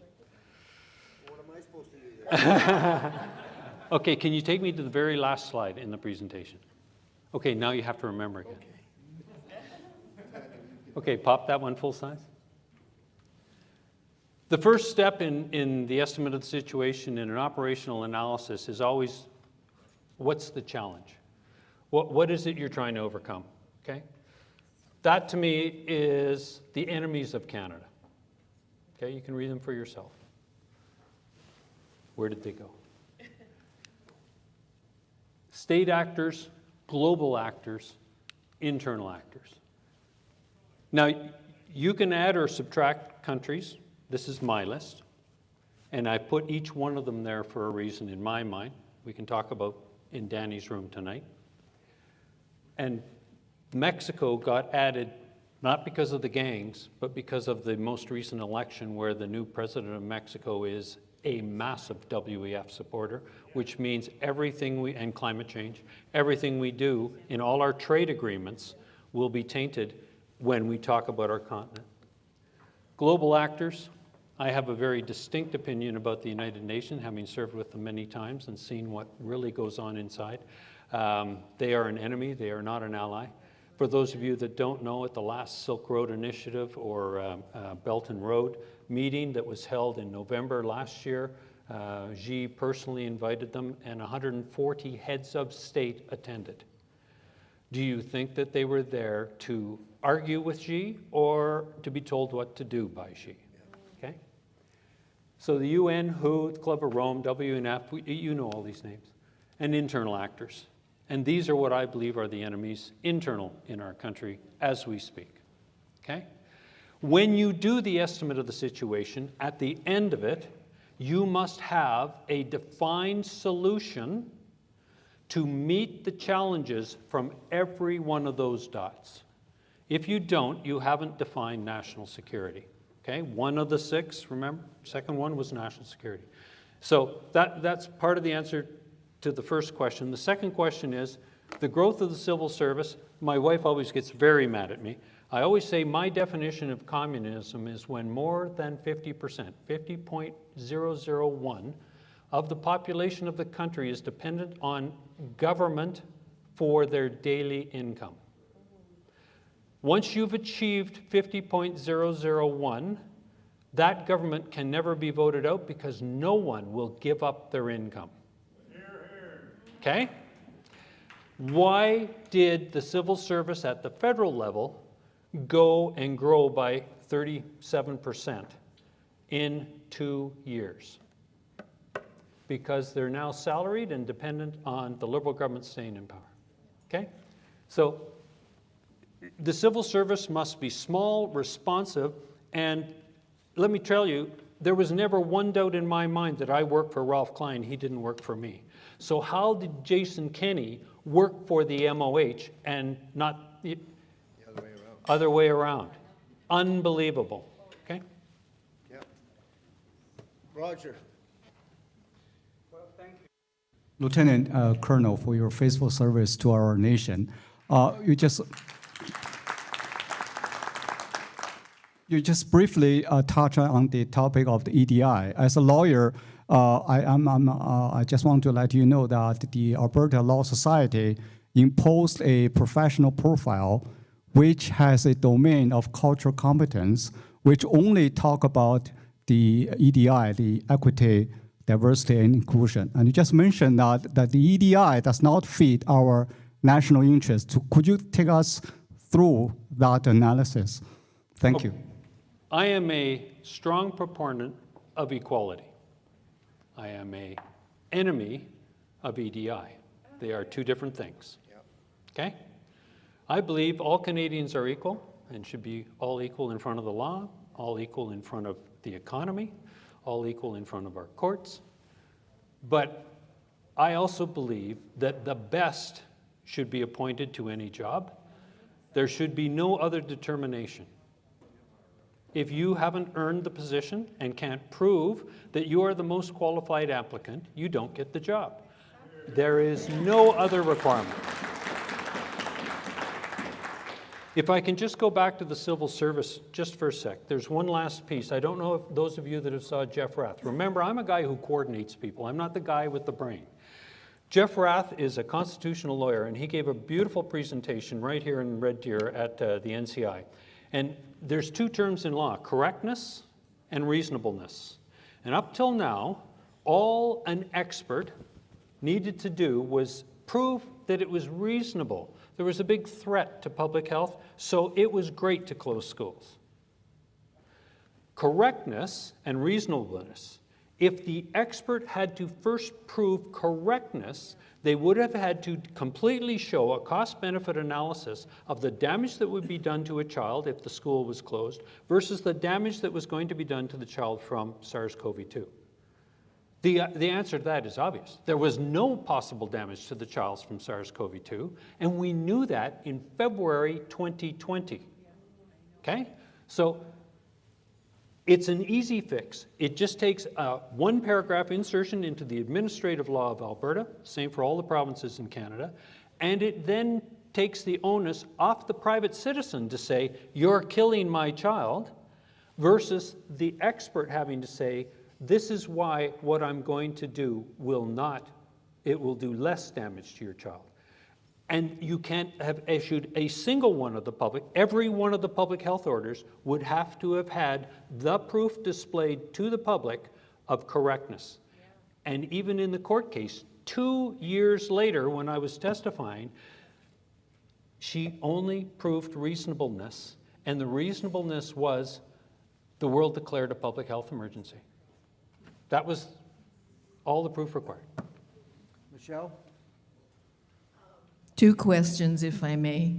One is, are we not already in a hybrid war with foreign forces, either under the Green Trade War of the tar sands campaign, shut down Canada, and other movements like that? And the second question is, what do you think the security risk may be in the land transfer to the Haida Nation of Haida Gwaii? I won't be totally specific, but I'll start with my overarching opinion. We've been at war with foreign actors in our country for a long time. After September 11th, as the Director of Counterterrorism, I knew, because I worked with CSIS and the RCMP and all those folks, that Alberta, Canada, was the largest single source for funding for ISIS. Okay, I know that comes as a shock to you, but it didn't to me because I already knew what was going on in our province. But we continue to be the single largest source for foreign wars for terrorist groups. Why? Because we're a very rich province, and we have a whole bunch of people living in our province who have stronger allegiance to there than here. So, do I believe in each of those individual cases that we are at war? Every time Mr. Trudeau says that maybe there are challengers, no, there are enemies. China is our enemy. They declared war on us quite some time ago, economically and against our citizens. Anybody who wants to do business and trade with China from Alberta or from anywhere in Canada, as far as I'm concerned, you're on your own. You are trading with the enemy, and if the enemy then takes advantage of you while you're in China, tough. I don't have to get you out. You are trading with the enemy. Okay? So, do I think Canada's at war? I think we've been at war at least since 2001, but it has dramatically increased since the start of COVID. Next question. Could it be a cheerful one by any chance? Sorry, just to finish the last one, the Haida Gwaii. Oh, sorry. Sorry, my fault. Go ahead. Any organization or any group in our country that gives a toehold to an enemy, and you saw my list, is a traitor to Canada.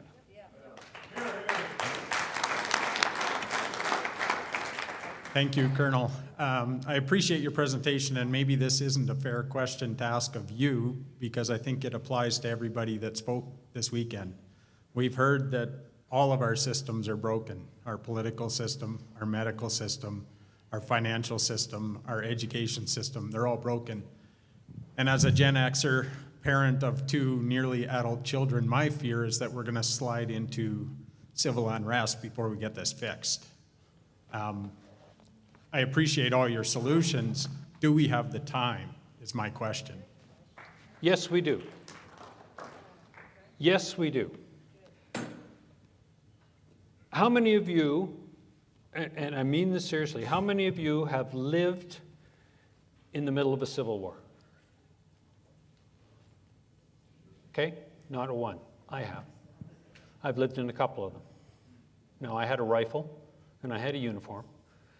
The unmentionable atrocities that happen every day in front of your eyes leaves you scarred for the rest of your life. What humans can do to humans. So why do I say yes, we do? Because I will never entertain revolution. I will never entertain the overthrow of government, because all that happens is another government replaces them that's worse than the one that you overthrew, and in the interim, mass atrocities happen.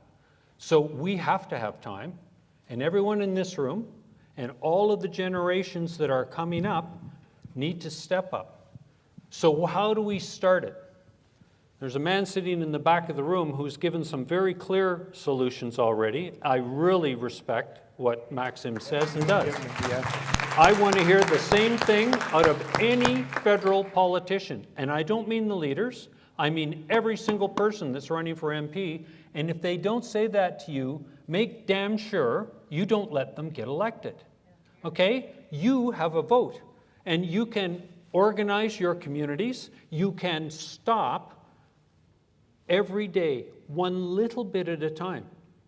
One person can make a difference. Look at Winston Churchill. He replaced a guy that was going to sign away Great Britain in 1940.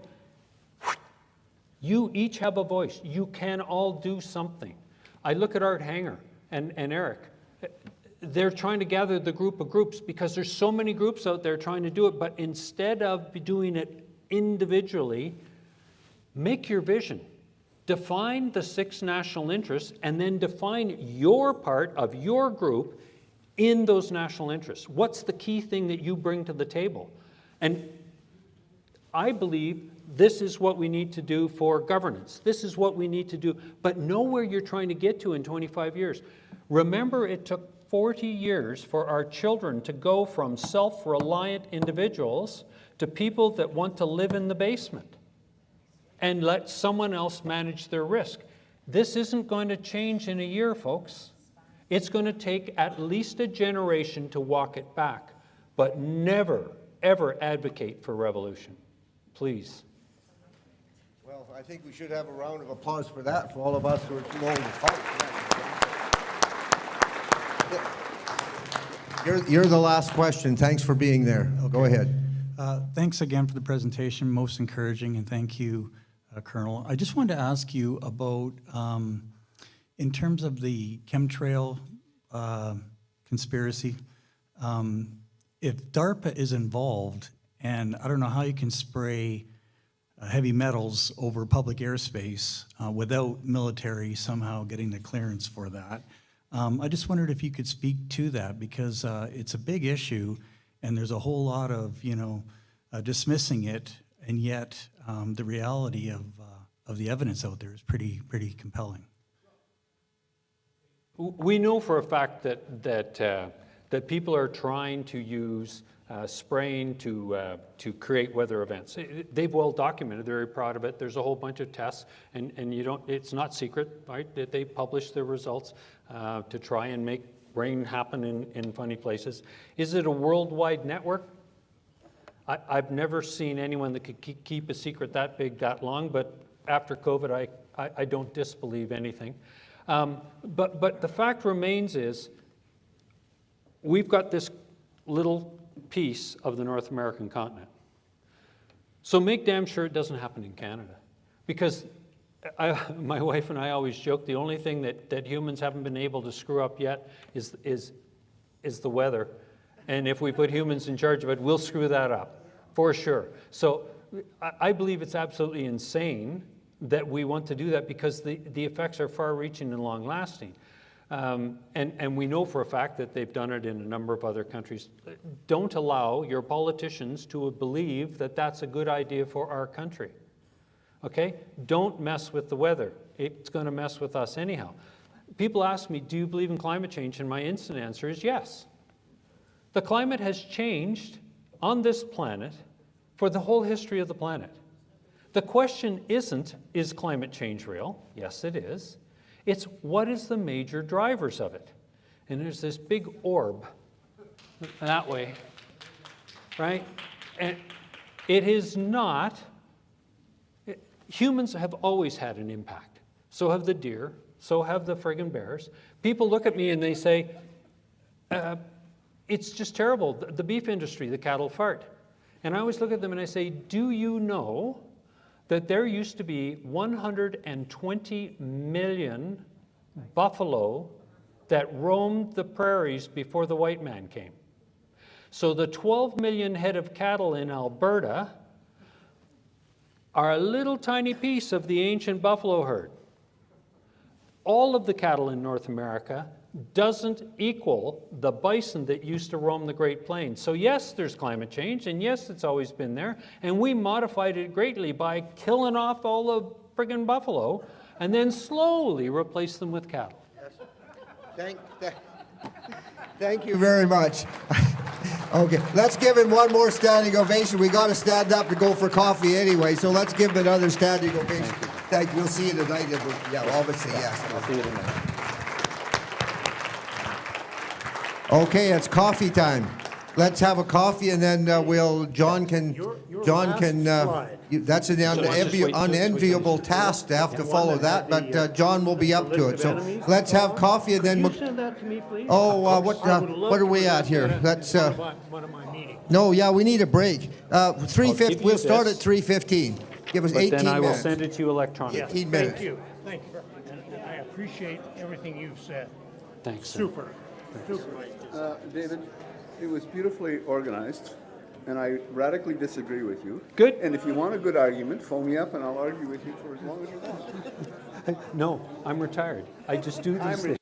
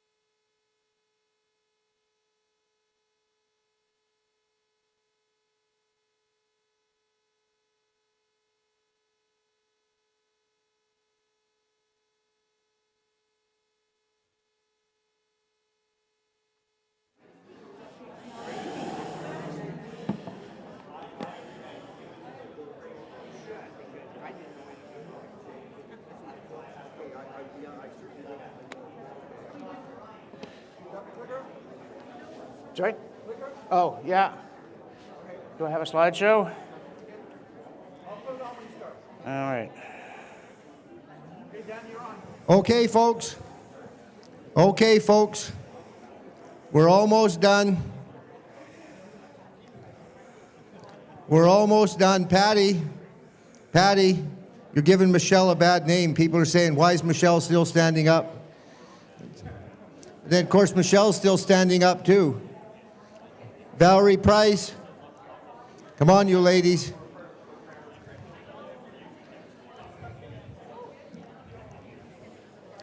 Thank you very much. Just while, yeah, thank you very much. We're almost done. Just so you know, this is a little public service announcement. Tonight in this room at what time, Bev? Bev, what? Maxime, what time? Maxime's going to have a meet and greet here at about, what time tonight, Maxime? 6:30. 6:30 tonight, Maxime's going to be here. He's going to have a bit of a meet and greet. You have to join the party, or you have to join the party to be a... No, you don't have to join the party. It's free. You can just be here, and he'll talk to you about joining the party. Fair enough. So 6:30 tonight. Folks, we've had a... Well, I think it's fair to say we've been drinking from a water hose, but that's... it's been a pretty enjoyable drink. The temperature was about right most of the time, a little warmer the odd time. But anyway, we're getting close to the end. Now we win. And there's John. It's not an enviable task to Eric Lowther, yeah, Art Hanger, yeah, that's right. You're all going to sit down and listen. Thank you very much. So, Bev, 6:30, we're going to have a meet and greet here. And John, it's your turn. Go ahead. Thank you very much. Thank you, Danny, and thank you, everybody. You will be allowed to leave once I'm done talking. The ordeal is almost finished. No, they just leave. I very much appreciate the lively discussion that we've had here. And, you know, it's always strange organizing these conferences. Thank you. I can't do that. I'm bitter. But I do have a microphone, so I'm going to say, sit down, shut up. How nice to see you all. It's strange to spend so long organizing the conference, and this one we had a number of sort of false starts, so it's been quite a while, and then you actually get here and suddenly it's over. Except for the fact that it doesn't end when it ends. We are here to have a good time, to meet people, to hear interesting talks, and mine as well. But the idea is that when we leave, we go our separate ways, but we have learned things, we've made connections, both personal and logical, and we're better equipped to fix the problems that led us all to come here in the first place. And so I have a brief plan and then a little bit of an elucidation of it. It's a three-stepper. What are we going to do? Who are we waiting for? And what are we waiting for? And it's an interesting challenge, especially when, as I said in my first talk, you know, sort of we are somehow convened here, as Elron said. Well, you've been called here, though I did not call you. And now it's up to us to fix this problem, not because we're necessarily the people that you would have chosen had you been given a blank slate, but because we are the people who came here and listened to the talks and are now going to go and make something important happen. It really is going to be us who do it. And remember, what Matea said something which I think is quite important, that she's in a war that she knows is already won. And, you know, a great many of us have that same feeling, remembering, of course, that his kingdom is not of this world. And so the victory that we are promised does not guarantee that we're going to win the policy battle, or even, in fact, walk off the battlefield when the thing is done. And I was reading Gilbert magazine on my way here on the airplane, because it's the sort of thing that I do. And one of the articles mentioned this priest who had the encouraging habit of telling people, cheer up, you'll soon be dead. And I mean, that's the good news. You're probably thinking, don't tell us the bad news. But there is this encouraging aspect to it, not only in that there is a better world waiting for us, but also that we have been given a chance that others have not been given, and we should get too busy with it while we still have it. I have had the opportunity of visiting these war cemeteries in Europe and seeing all those tombstones of these kids who were 18, 19, 20, and thinking to myself, when I complain about some of the things that happen as the years go by, they would have traded places with me without any hesitation. And so I'm going to wrap up in ways that will be in some sense familiar to those of you who suffered through my previous incarnations in this session, but also I hope will have a certain element of originality to justify my taking up your time, including adding on to what Matthias said. This is from John Paul II. There is no evil to be faced that Christ does not face with us. There is no enemy that Christ has not already conquered. There is no cross to bear that Christ has not already borne for us. On the far side of every cross, we find the newness of life in the Holy Spirit. This is our faith. This is our witness before the world. And I do think it's important that this should be our witness before the world, that we should go into action in such a way as to make this truth manifest, not as though we have just bitten into a lemon. And I also want, because I can't resist quoting Chesterton, you're going to get a lot of him because I was reading Gilbert, and one of the problems with reading Gilbert is somehow every issue contains about 20 new Chesterton quotations I wasn't familiar with that are so important that I have to inflict them on people, and I have the PowerPoint clicker, so I can. He says, we have not any need to rebel against antiquity. We have to rebel against novelty. And that, I think, is in some sense what we're going to do. But also, when you get to specifics, one of the things that I think coming out of a conference like this is we do have a pretty good idea, at least of some of the things that we need to do. And I'm going to run through a list shortly, and it has I left Defend Ukraine off the list because apparently that's controversial in this room, and I'm looking at things we all agree on because I think it's important that there are a bunch of things that we all realize need to be done, and it's important to think about that. And again, before we do that, to quote somebody else, I have a line from Ronald Reagan. My theory of the Cold War is that we win and they lose. As you know, Ronald Reagan was a simplistic man. He held silly ideas like this all the time, and as a result of his stupidity, we did win the Cold War, and they lost it. He said that to this Richard Allen in 1977, just when Carter was being inaugurated. They had a talk, and at the end, Reagan blurted this at him, and Allen turned around and said, well, Governor, I don't know if you ever intend to run again for President of the United States, but if you do, please count me in. So my theory of this whole thing is that we win and they lose. And then my actual list, again, of the stuff that we shouldn't be dithering on. And it's not the whole list, but I just think these 7 are very important and illustrative. School vouchers. Privatizing universities. Why on earth is the government subsidizing the toxic sludge that has been poured into the minds of young people? If you get a university education, you wind up better off in life, as a rule, economically, socially, in every way. Why should the person who doesn't go to university pay so that you can talk loudly at parties about the stuff you think you know? Repeal the Canada Health Act. Can anybody think of a more obvious piece of failed socialism in the Western world, brought in the dying days of the first Trudeau administration by people who knew nothing about economics, and somehow it became holy writ in this country? On what possible basis? I don't know, but I'll tell you what it wasn't. Good results. Abandon net zero. Flatten and cut taxes. How could that be controversial? Balance the budget and double defense spending. We won't argue about whether we then use it in Eastern Europe. We'll just say national security is critically important.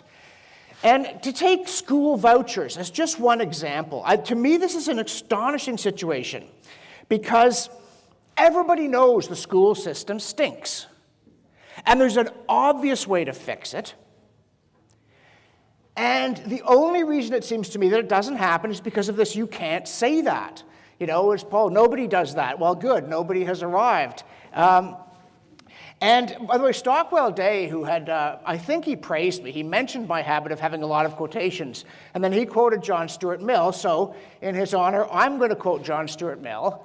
By the way, I grew up proofreading John Stuart Mill, which explains many things about me that you might not want to inflict on your own descendants. But since that's too small to read, I'll read it to you. If the government would make up its mind to require for every child a good education, it might save itself the trouble of providing one. It might leave to parents to obtain the education where and how they pleased and content itself with helping to pay the school fees of the poorer classes of children and defraying the entire school expenses of those who have no one to pay for them. The objections which are urged with reason against state education do not apply to the enforcement of education by the state, but to the state's taking upon itself to direct that education, which is a totally different thing. That the whole or any large part of the education of the people should be in state hands, I go as far as anyone in deprecating. All that has been said of the importance of individuality of character and diversity in opinions and modes of conduct involves, as of the same unspeakable importance, diversity of education. A general state education is a mere contrivance for molding people to be exactly like one another. And as the mold in which it casts them is that which pleases the predominant power in the government, whether this be a monarch, a priesthood, an aristocracy, or a majority of the existing generation, in proportion as it is efficient and successful, it establishes a despotism over the mind, leading by natural tendency to one over the body. And that's bad. Right? And we all know that's bad, and we all know that Mill is right. And so we can all see this very simple thing that we need to do. Remember, it was back in 1955 that Milton Friedman suggested school vouchers. And by the way, 1955 is strange because it's a long time ago, but I wasn't born that long after that, which is a weird combination. My father used to have this cartoon on his office door at the University of Toronto, and in case it too is illegible, the guy is saying, of course, that was long ago, but at the time it seemed like the present. And so Milton Friedman made the suggestion, and it seemed like the present, and suddenly it's 70 years in the past, and nothing has been done for the most part. What the heck? This is a very strange thing, and I'll come back to this business about the passage of time. And like Kamala Harris, you know, if you think about it, there is great significance to the passage of time. What? Anyway, but there is. So there are other things we could talk about that we need to do, but that was my preliminary list of just low-hanging fruit. You know, as some of you know, I did a documentary on fixing Canada's Constitution back in 2016. And there was an immediate, enduring groundswell of lack of interest in the whole thing. I'm impressed by how many people simultaneously didn't care. But those of you who are thinking about constitutional reform, please do look it up on my website because it is free. And it is a consistent, complete, coherent program based on tradition, not on my suddenly having reinvented political economy. You know, that book review that says there's much that is good and original in this book, but what is good is not original, and what is original is not good. You know, so beware of people who've reinvented a field of knowledge entirely. I'm not one of those, luckily. So that's sort of what we need to do. But then you get this question, who are we waiting for? And I think this is an important part of getting ourselves galvanized, is to ask in particular, are we waiting for the politicians? Because I don't think they're even on the bus. And we've brought this up before, but I'm going to bring it up again. And when I insult people, I assume I'm not talking about you. But there are a large number of people that you know who give money to political parties. Year after year, they scrape together what they can spare and they send it to political parties. The amount of money that the Conservative Party in this country raises every year dwarfs the amount of money that the think tanks and all the kinds of networks that are building a genuinely conservative infrastructure ever manage to get. And yet, what do the politicians ever give you except disappointment? And it's very strange. You know that thing, if you build it, they will come, right? If you keep paying politicians to cheat you of your hopes and aspirations, I assure you they'll keep doing it. And we always make this pitch, and I'll make it again. There's a lot of people in this room with the hat out, and I am one of them.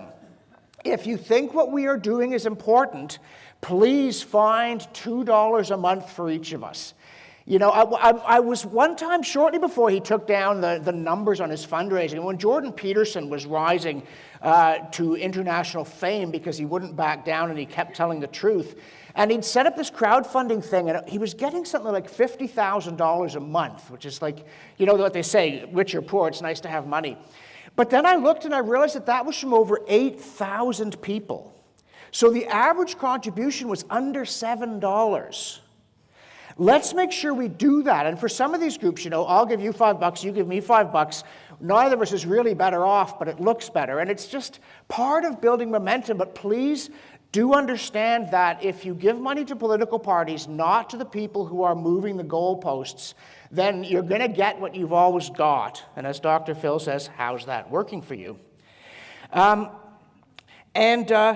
We're the people trying to build an infrastructure of liberty. And I know that there's a potential tension between liberty and tradition, but I am of the view that it is far more imaginary than real.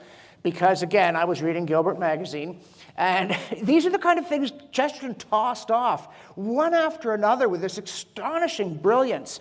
If our government were really a representative government, it would certainly not be a meddlesome government. And this is part of what we're trying to get back to.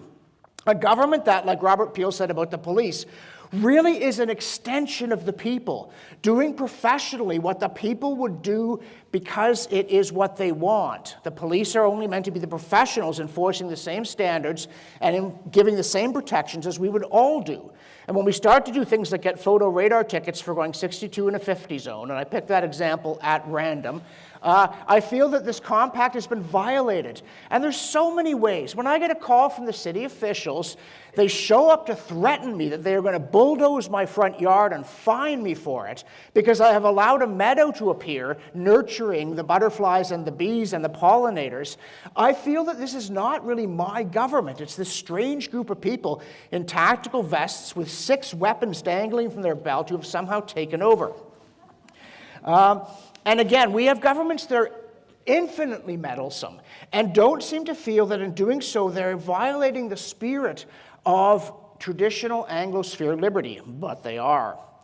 And to come back to politicians, if you manage to talk to politicians, and again, some of you are in that kind of network, and you get to talk to conservative politicians about your concerns, and they are very good at sounding as though at some point, in the fullness of time, as circumstances permit, and with due prudence, they will certainly do whatever thing you just said that they secretly agree with. But as you know, after you leave the office, they tell their aide, never let that person in again, and it never happens, no matter how simple and obvious it is. Think of the hopes that were invested, the time, the effort, and the money in making Jason Kenney Premier of Alberta. And what did you get for it? Or Doug Ford in Ontario, or Stephen Harper as Prime Minister of Canada. Once in a generation, the federal Tories win power, and what do they do with it? $50 billion deficits, collapse in defense spending, radical social programs, and they don't repeal the Canada Health Act.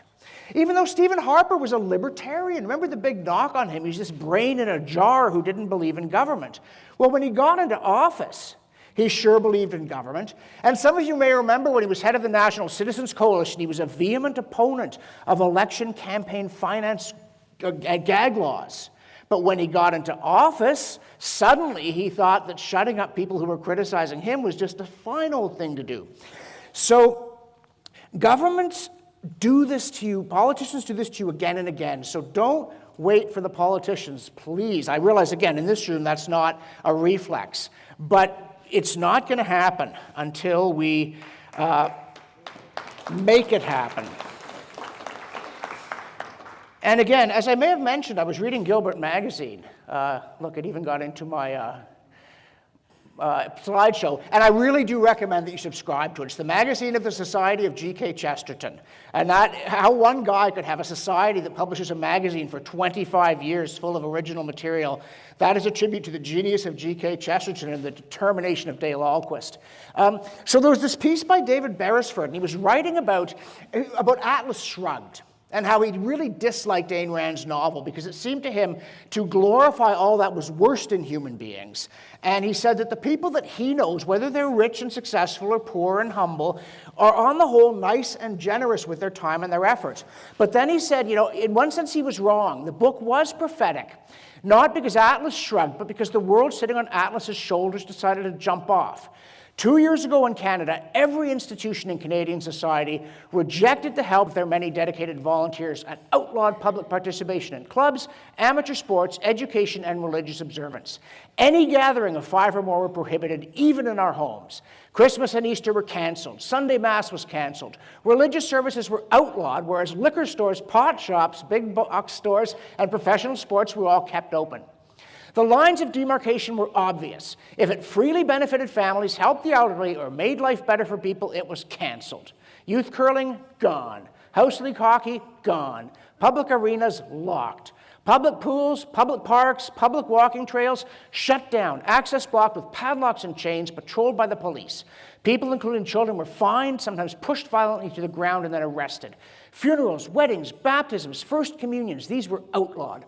All of our social, religious, and media institutions collaborated. A few Christian congregations resisted, and their pastors were arrested, sometimes just for reading the Bible outdoors. The City of Toronto, among others, opened up snitch lines so people could report anyone who celebrated Christmas or Easter. And where were these politicians who've been telling you for 25 years that they believe in freedom? Where were any of them? Not just some of them. Where was the politician who walked out of a conservative caucus because of these restrictions? And then, Beresford adds, spontaneously, without any central organization, House League hockey was restarted by invitation only, on frozen ponds and rinks behind barns and hedges, away from the searching eyes of both officialdom and vindictive neighbors. At our home, we raised the height of the fence so people could not see into our yard from the road, which allowed us to host euchre tournaments and Christmas feasts, live music events with visitors parking behind a large wood pile away from view. Everywhere, priests said Mass in private homes with time and place communicated by word of mouth to those who could be trusted to keep quiet. Yeah, good on them, but how could this happen in Canada in the 21st century? Why were people obliged to hide the fact that they were celebrating Mass? And where were the politicians? What is wrong with these people? Many of whom, when they were young, really did believe in freedom. But the more they wormed their way into the system and the more they slithered up the greasy pole, the more they treated principles as for chumps. Well, don't wait for them.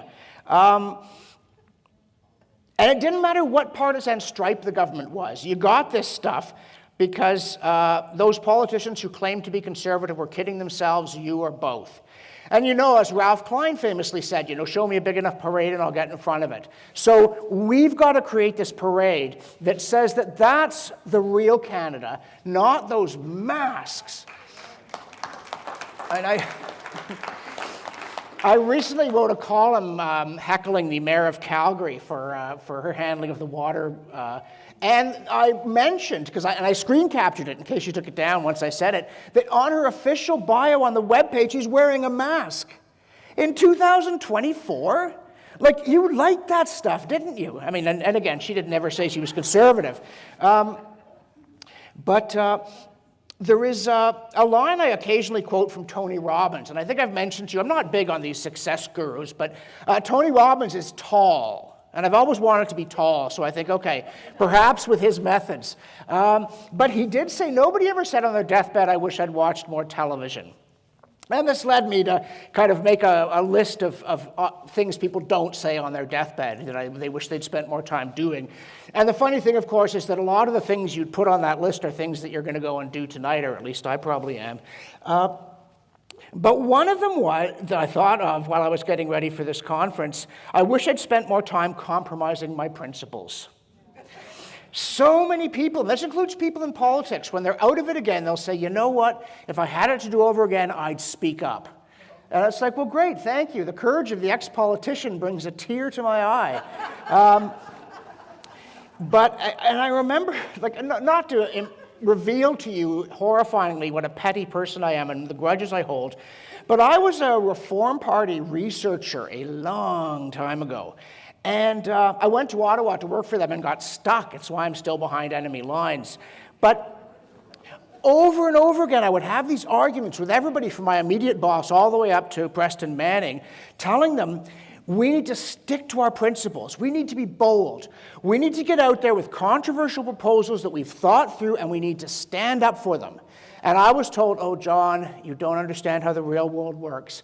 We are going to compromise our way into power, and then we'll really change this country.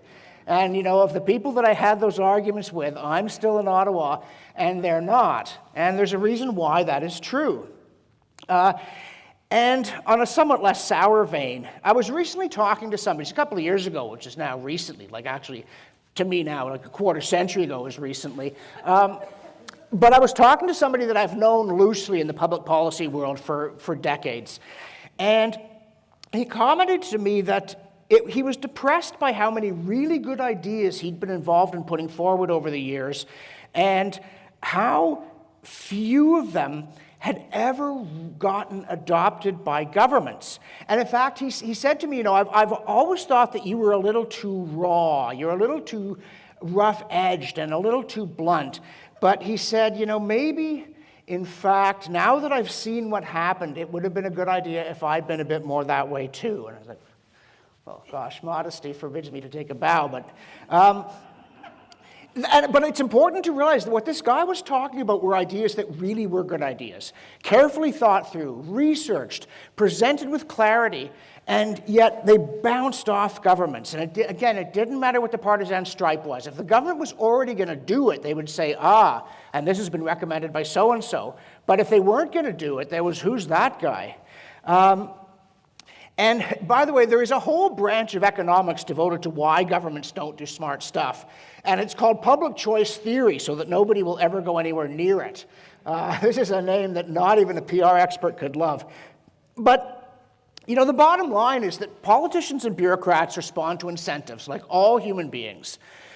And in government, the incentives are often very badly wrong. And when incentives are bad, people do bad stuff. And you sometimes think, why are they so dumb? And then you realize, no, it's not that they're dumb. It's us, because we allowed these incentives to exist. And one of these is letting governments get away with policies we know are terrible year after year, continuing to vote for them, buying the lesser evil argument. You know, people tell me we've got to vote for the lesser of the two evils in the election. It's like, no, I don't. You know, I will not vote for certain candidates to keep Satan out of the White House.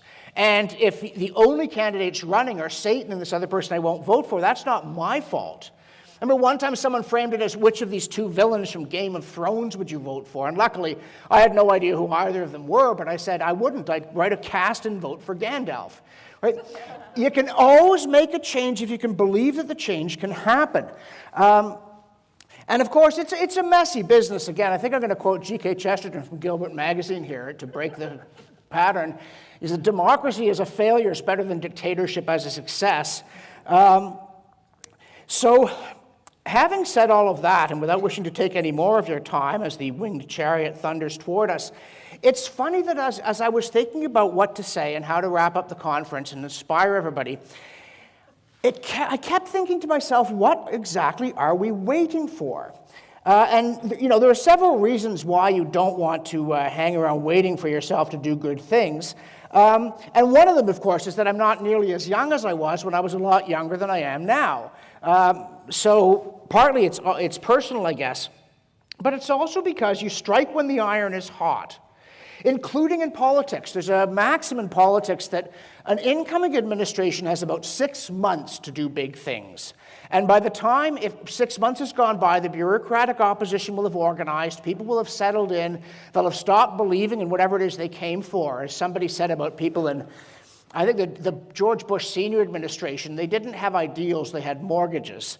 And so, the other day I was having this debate with somebody who shall remain nameless on Twitter, speaking of things you don't get to your deathbed and wish you'd spent more time doing, who was saying, oh, you know, Oliver should not commit to radical things, he should avoid upsetting people, he should get himself elected and then he can figure out what to do. And I thought to myself, partly he's been in politics for 20 years, if he hasn't figured out what to do, he's not about to suddenly. But in the second place, if he does get elected, he needs to start changing things fast. And if they all get in there and say, what did we come here for again? I don't remember. Let's have an interdepartmental committee struck on tax reform. Like, ugh. Or again, I'm going to mention Danielle Smith. right? Like, what is she doing? Danielle is or was a libertarian. She gets to be premier of this province, which is a pretty freedom-oriented province. Why aren't rules and regulations falling into the bin one after another? Why is she not making this province freer? Why is she not acting boldly? What is she waiting for? It's incredible to me that this should happen. And the other thing, of course, is about when you're trying to make your life make some kind of sense. You get up in the morning and you try and do the most important things on your list, which in my case is like must wake up. And so an hour and a half into the day, I'm like, okay, what's next? Must make coffee. But you think about the things that you need to do. And of course, there's family and there's jobs, and they do come first and second. But then there's change the way this place is governed so it doesn't horrify me so much that I will go and listen to John Robson speak twice in 2 days. There must be some better alternative. So we know what needs to do, and we need to do it, so let's get at it. And when I say that, I don't mean, be unrealistic. I don't mean be petulant. But I mean, if we know what needs to be done, and we're going to get it done, and you start talking to some politician, candidate or incumbent, and they start doing the dance of the 7 vagues about practicalities, tell them, no, I want a commitment. And if I get out of here without a commitment, I'm going to tell people that I asked you to do this and you said no. Including on school vouchers, if it's provincial particularly. Say, are you going to bring in school vouchers? And if you're not, tell me why not, and I will happily share it with all the people who will be duly horrified. Or with the people who are running for federal office. And again, it's great having Maxime here because I know that I'm not insulting him when I say this stuff. But with Pierre Poilievre, will you repeal the Canada Health Act? Yes or no? I may have mentioned at times, I was on the Ottawa Citizen editorial board for 6 years, and one of the athlete's foot-style blights of that job was that people kept asking for meetings with the ed board, particularly politicians, and my boss kept saying yes. And I would say, why do you let these blatherskites in? But he always did. And then they would come in, so I would ask them some question that seemed to me to get to the heart of the matter and wait for a yes or a no, and I always got a well. Never, I'm not kidding, in 6 years, never did I get a yes or a no. I always got wells. It's like, is that what you went into public life for, to equivocate from the opening mumble? Good heavens. Terrible. So I want to know what they're waiting for. But again, I quoted this yesterday, I'll quote it again. Reality cannot be ignored except at a price. And the longer the ignorance is persisted in, the higher and the more terrible becomes the price that must be paid. Colonel Redmond said it's not too late, but it is late. And this is another thing we have to take into account. Or as Michael Binion said this morning, it's going to take us 2 decades to get out of the hole we've dug for ourselves. That's a long time to suffer for 9 years of inattention to public policy. And by the way, a line from Winston Churchill when he finally became prime minister and his police detective, like his personal protection guy, congratulated him, and Churchill, with tears in his eyes, says, "I hope that it is not too late. I am very much afraid that it is. We can only do our best." Well, it's not as late now as it was in Britain at the fall of France, so that actually is encouraging. But in order to get all this done, and I'll be talking about this again tomorrow, so if I say it now, you won't have to come, which is bad because we want you to. Never tell a lie and never acquiesce in a lie. I think this is just so important, and it's apparently radical. But what the heck? Let's try and see what happens. Because one of the problems in politics, and I get this all the time, people are backing one candidate against someone they think is terrible. And they're right, this other person's terrible. But then they start denying that their own candidate is terrible or pretending they don't have certain flaws. And it's like, you've been corrupted by politics. You are telling me things about a candidate that no sane person could think and that I don't think you think. You cannot seriously, and again, I could lose all my friends in this room by saying just because Joe Biden cannot possibly function as president doesn't mean Donald Trump is a good choice. They could, in principle, both be awful. And if they were, people should say it. And yet there's people, oh, Biden's great, he's fine, he's sharp as a tack, and Trump, he's like marvelous. It's like, no. Tell the truth. If Trump was a Democrat, you'd hate him. And if Biden was a Republican, the Democrats would say he was non compos mentis. Never tell a lie. We have this on good authority. You shall know the truth, and the truth shall make you free. Then, and again, this is not something to be done only when convenient or safe. That is not how it works. And of course, part of the thing about telling the truth, again, I think I'll quote Chesterton from Gilbert, a society is in decay, final or transitional, when common sense has really become very uncommon. Straightforward ideas appear strange and unfamiliar, and any thought that does not follow the conventional curve or twist is supposed to be a sort of joke. And a lot of the things that we would like to do will be treated as jokes by the political establishment, not even as threats or outrages, but as ridiculous. Well, fine.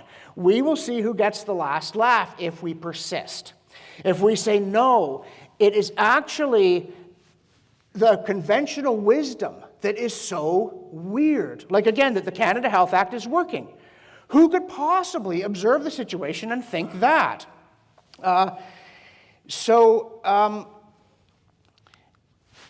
And this is also from Gilbert Magazine. It's just one issue, okay? I'm sorry, it happened to me. I read it on the way here, and I couldn't stop myself.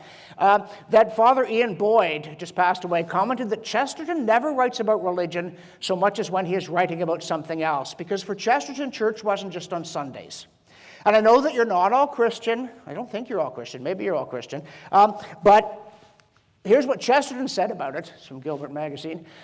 Philosophy is not expressed when people are talking about philosophy, but when they are talking about anything else.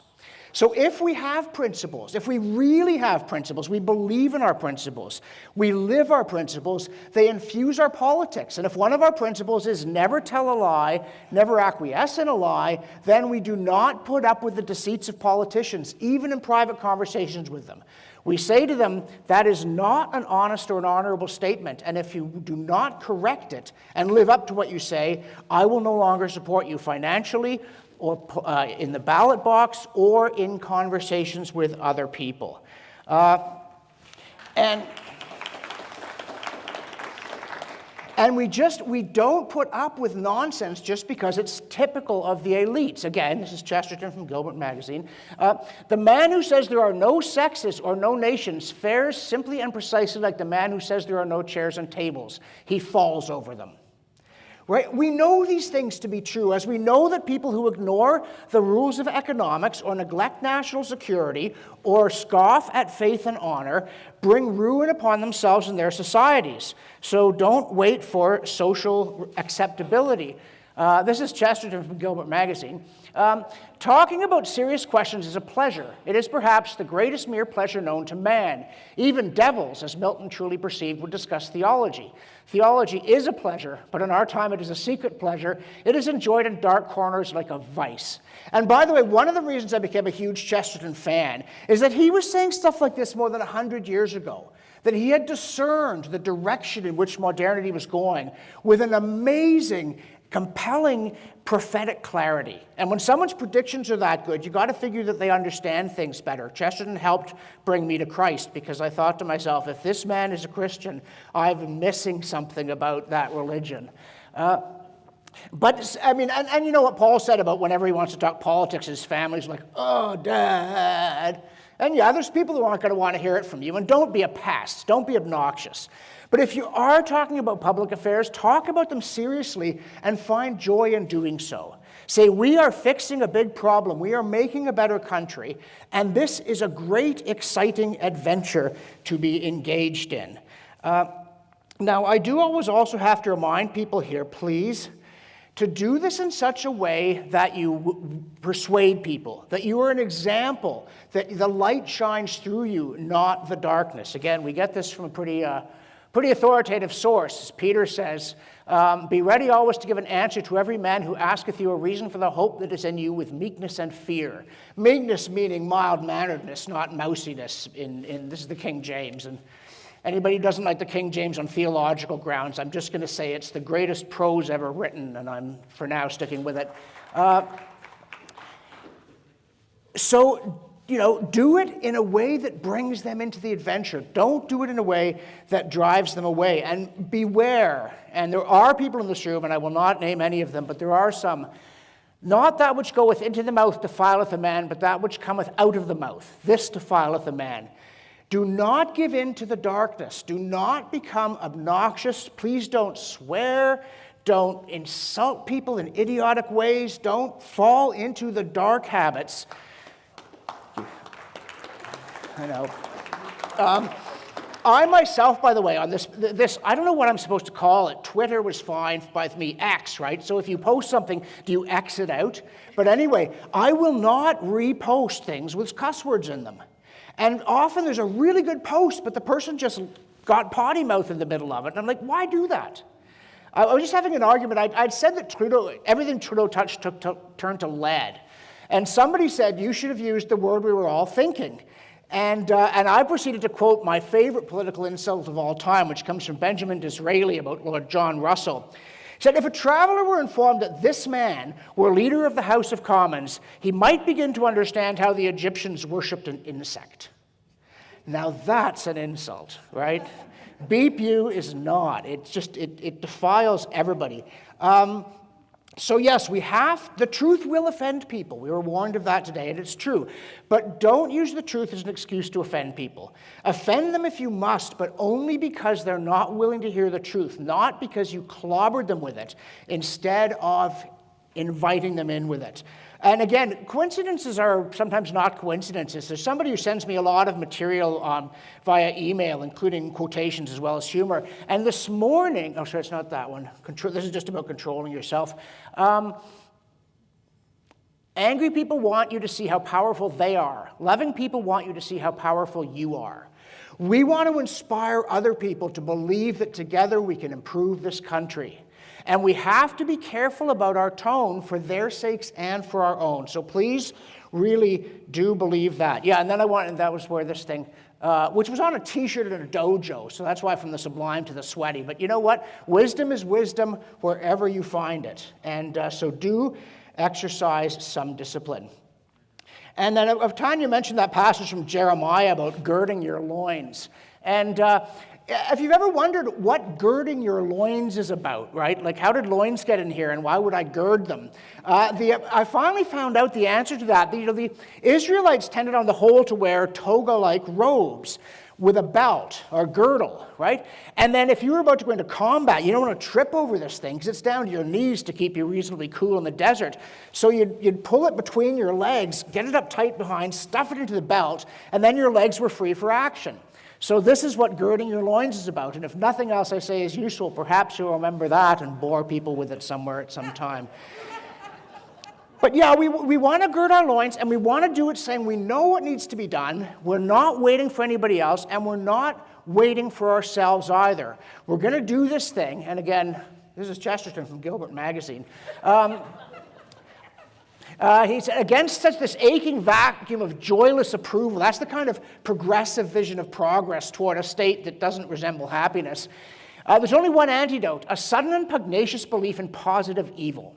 This world can be made beautiful again by beholding it as a battlefield. When we have defined and isolated the evil thing, the colors come back into everything. When all evil things have become evil, good things in a blazing apocalypse become good. There are some men who are dreary because they do not believe in God, but there are many others who are dreary because they do not believe in the devil. The grass grows green again when we believe in the devil. The true optimist can only continue as an optimist as long as he's discontented. For the full value of this life can only be got by fighting. The violent take it by storm. And if we've accepted everything, we've missed something, war. This life of ours is a very enjoyable fight, but a very miserable truce. So let us embark on that enjoyable fight. Thank you.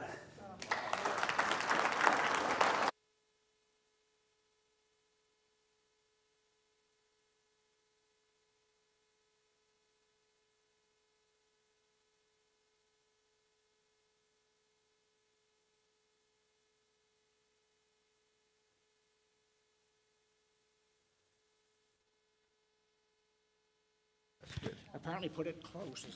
Okay. How's that? Well, thank you very, very much. Oh, did you have a question for John? Okay?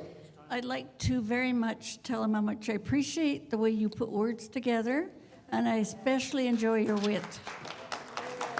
Thank you.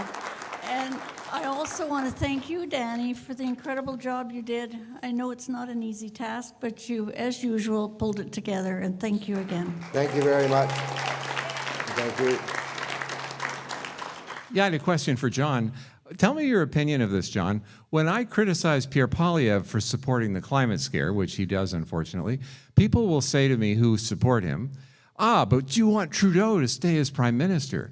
And I say to them, well, if I have a choice between a principled conservative government who says the truth about climate in the House of Commons, or a woke conservative government and nobody says the truth about it, I would rather they stay in opposition. Like, what do you think of that? I'm right with you. Years ago, I wrote about the Ernie Eves government, that if I was going to get communism, I wanted to get it from communists. If you want liberalism, vote liberal, great. But there should be a conservative alternative that's conservative. And I won't be embarrassed about that. This is one of these sort of common sense things. Like, why do you look at me funny? Because I want my conservatives conservative. It just doesn't make sense. Yeah, good point. Some things are just hard to understand, but I guess if you want a conservative government, like Maxime's here, and I just have a few closing remarks, one of them being that Maxime and company are going to be having a meet and greet right here in this room at 6:30, and everyone's welcome to come and join them. Some of these are sort of public service announcements. Michelle Sterling just sent me all that she was talking about was the mass graves has just been put up on the Frontier Center's website. So if anybody would like more on that, that unfolding truth, I guess you would say, you can look at the Frontier Center's website. Nadine, with her 1905 project, is they're looking forward to. We're all talking about action steps, things we can do, and Nadine is trying to put together a group of people to go to the UCP's annual meeting, which I think is in November, if I'm not mistaken. Am I right about that, Nadine? November 1 and 2, and she, of course, they have their brochure that has the 5 principles. If you'd like to go and sign up with them, you take the principles with them. When she prints new ones, she's going to I'm hoping she's going to add recall onto that list of things that they're working on. And she says, like, if anybody wants to go to the UCP annual meeting and work with them on this project, if you would send your registration receipt to there, they'll help you cover the cost of going to that. So if you're interested in any of those, the whole project of going to the UCP and trying to influence the decisions they make in November, by all means talk to Nadine. I guess it's fair to say you're the one in this room that's coordinating, what's going to be happening at that annual meeting. The videos will be up on the website as soon as our volunteer David gets a chance to do it. I think we had some copies of Chris Jones, who was here for quite a few years. And I think quite a few of your packages got a CD in it, which I think had pretty much every presentation we'd ever had. And I think, David, did you get one in your binder? No. Well, I thought we had more than we did, but David got one, I think. And at one point, I had if you want, what is it called? An index of how it went on the thing, but I've misplaced the index. But some of you got a copy of the CD that had all of our past presentations. So I'm hoping at some point in time we can, I say we, meaning David, can get them up on the website, and then anybody that wants to, sort of look at them again, or even these ones here, I told Michael Binion we'd send him a copy of his as soon as we had it done. Of course, hopefully they'll be up there soon. So when you get to as you're leaving, I'd like you to turn in your name badges back there. And I'd also, there's a pile of these. John for a while did an article called "Been There, Done That, Shouldn't Have." And it's a pretty interesting thing, and it sort of touches on, we handed this out a few years ago. It sort of touches on the point that John was making about if you just took a little bit of your money that you were giving to political parties, if you just took it and gave it to, his name was at the top of the list, Robson Pellerin, the Rebel News, or there's our economic group, which, to be totally honest with you, these things are an economic gamble, and you know, we sort of have to gamble on how many people are going to be here. And to tell you the truth, there wasn't enough people here to pay all the bills. So when you're looking at who you might want to give to next month, if you wanted to make another donation, I realize you've all paid lots and you've spent lots of money this weekend to be here, and we certainly appreciate that. But we didn't make enough money this weekend to pay all the bills. So if anybody would like to, make another donation to help with that, we certainly wouldn't turn that down. And so, I don't really have. That's about all I have to say. It's just that, generally speaking, and I think John covered this probably more eloquently than I can, but if we want to get out of the mess that we're in, this is like fighting this battle isn't going to just be one weekend every 18 months or, you know, one donation every, 2 years. This battle is going to have to be a line item in our time budget, and it's going to have to be a line item in our financial budget if we want it to work. And John touched on this too, about how a lot of these politicians, they go and they spend 20 years in politics, and then then they retire, and the next day they're talking about all the things we should do, and we think, well, you were there for 20 years and you didn't get it done. And I'm just about done. But Brad Wall spoke at Cattleman's Corral in Lloydminster like 2 months after he retired, and he showed a clip of Tombstone, which I don't know if I saw it in the past, I don't know, but probably most of you have. But it's at the end of the show where one of the Earps gets shot in the back, and the other Earp is holding him on his knee as he dies. And as the fellow's dying, he's saying, "Don't let them do to you what they did to me." And he was giving that advice to the cattlemen because of how badly the left that we've been talking about for the last 2 days, like how badly the left had attacked the oil industry over the 10 years that he'd been premier.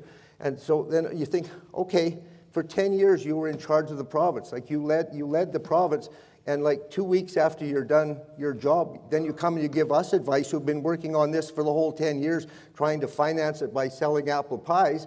And he had the whole budget behind him. Danielle, quite frankly, all of these people have the government budget behind them. They have the resources. We shouldn't have to be doing this research on our own. And so I guess it's fair to say it's frustrating, but I would just like to I'd like us to go away from here. I've talked to Art and Eric. I really like the work they're doing with their network of networks. And I think one of the things that we need to do is we've heard of 100 different projects this weekend, but we all have a different number one project. But as I sit here and I look at what's going on right now, I think the most serious thing happening to us right now is that they're still vaccinating our children in the schools. And thank you. Because when all is said and done, the climate, sure, the taxes are higher. Who knows? We've had the carbon tax for 5 or 10 years, but none of our grandchildren have died from that. And so I would challenge everyone here to take a little bit of time every day and do something about getting our government to stop vaccinating our children. You know what I mean? Anybody that's over 18 or 20, if you're over 18 or 20 and you want to eat too much or drink too much or smoke too much or do whatever, get vaccinated as many times as you want, that's up to you. But let's not rest until we stop. All you podcasters that are doing podcasts, start having your MLA on and start asking them these tough questions about why they're doing what they're doing. And I think the other thing is, if we could get to where we took one thing and we just worked on it. Patrick Moore, sadly, and I think I told you this earlier in the weekend, he said he thinks he's vaccine injured, but he said the secret they had to their success was just taking one thing and focusing on it, laser focusing on it, till he got it done. And I've introduced him a couple of times, and I said twice in his lifetime, he's fought a battle to save the whales from man's stupidity. He said, now, whatever time I have, I'm trying to save man from man's stupidity. So he's upped it from the whales to trying to save us. And I'm sorry he was too sick to be here. But my point is, let's take one thing and focus on it. So let's all think about this, over the next month or two. Let's talk to our MLAs, let's talk to our school boards, let's talk to our friends and say, look, let's get these darn vaccines stopped till we know it's all right. So having said that, that's, yes. Can I just say, we've got a notice of liability that we've served. I didn't realize, I knew that they were still promoting them here, but we've got a notice of liability to serve to all of these people. Okay. Did you hear that? Tanya said they have a notice of liability that we could serve to all these people. And I think you're right, we should do this. And I mean, and the other thing that I want, for everyone to be clear on, and make sure you make it clear to your elected people, when the whole COVID thing started, Jason Kenney recalled the legislature and they passed a bill that said, you know, we don't really know what we're doing, so we're just going to pass a bill that says we're not liable for anything because we don't know what we're doing, which seems like a pretty stupid reason for not being liable for something, but nevertheless, they thought they would get away with it. But my understanding of those, you know, waiving liability is the waiver of liability ends on the day that you find out that they weren't telling the truth about what they were doing. As long as they were acting in good faith, well, that's fine. They might have had a waiver of liability, but we all know now that they knew a long time ago that what they were doing wasn't right. And as far as I'm concerned, the cabinet and the bureaucracy are damn well liable for what's happening to our families and our kids and our schools. Yes.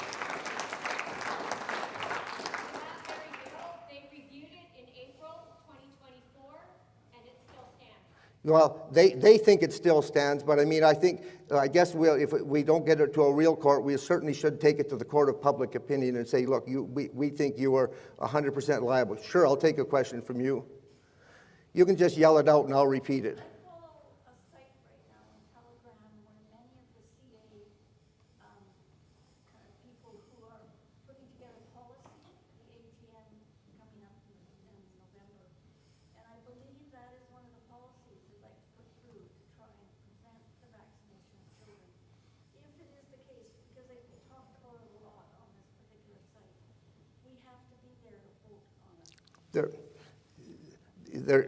Basically what she said is that, you know, stopping the vaccines is going to be on the policy discussion at the UCP annual meeting. And that's all fine and dandy, but we all know, like, a lot of this stuff is coming from Alberta Health Services anyway. So, you know what I mean? I've gone to more of those policy conventions than I can count. And I was at the UCP founding meeting.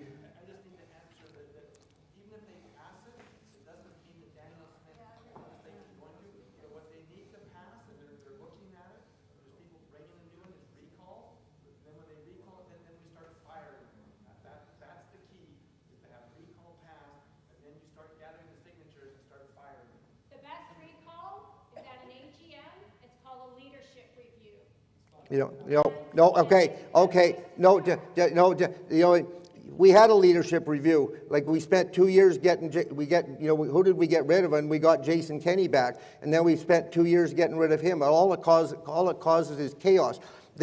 I'm just about, no, you're done too.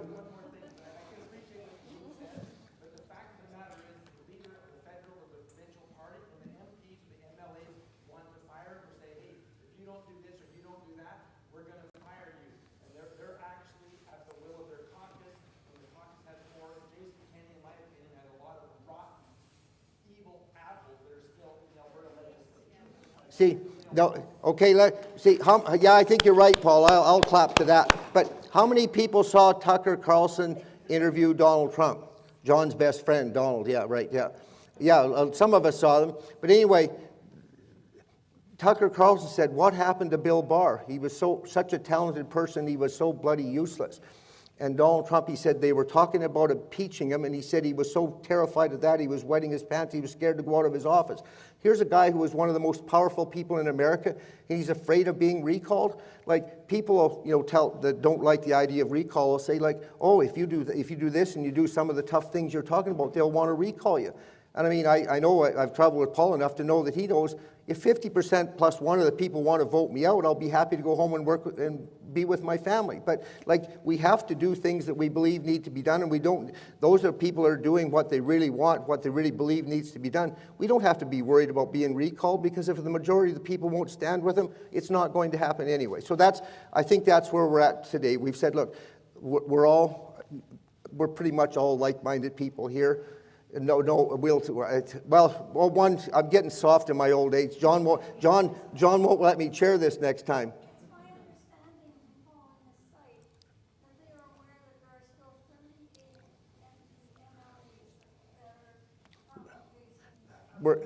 We're getting derailed, Andrea. Please, we're getting derailed. We don't want, like.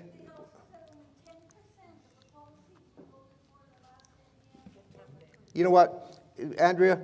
like, I wouldn't guess that the government has implemented 1% of the 10,000 you know, motions that I've voted on at annual meetings over the last 30 years. They just...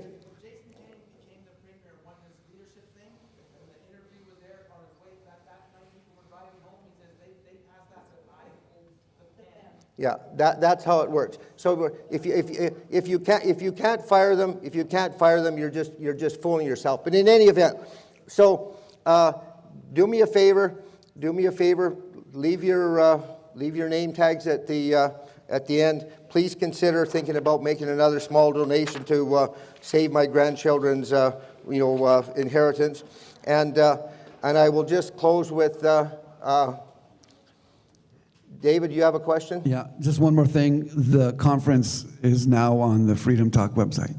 Oh, the conference is now on the Freedom Talk website. Holy smokes. Did you get my closing comments on? No. Anyway, no. Yes, they are.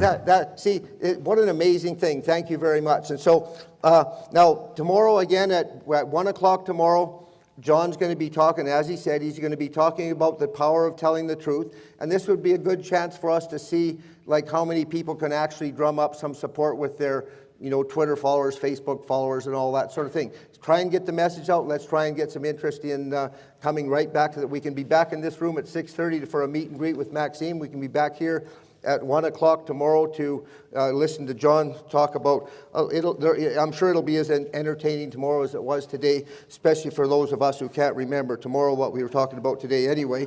And so I think, does anybody have one last, don't forget your Christmas shopping, and Michael Wagner's doing a great job. We've had a lot of these other fellows are selling some of their books. Ian, one quick comment. There's a lot of brilliant minds in this room, a lot of backbone. Where do you want to be in 6 months? Let's come up with a plan. Well, we're working on it. You can email us if you get a good idea. It's all good. Okay, that's it. I'm going to close with my favorite Lincoln quote, which most of you will have come to know and probably be able to say better than me. But as he was leaving Illinois you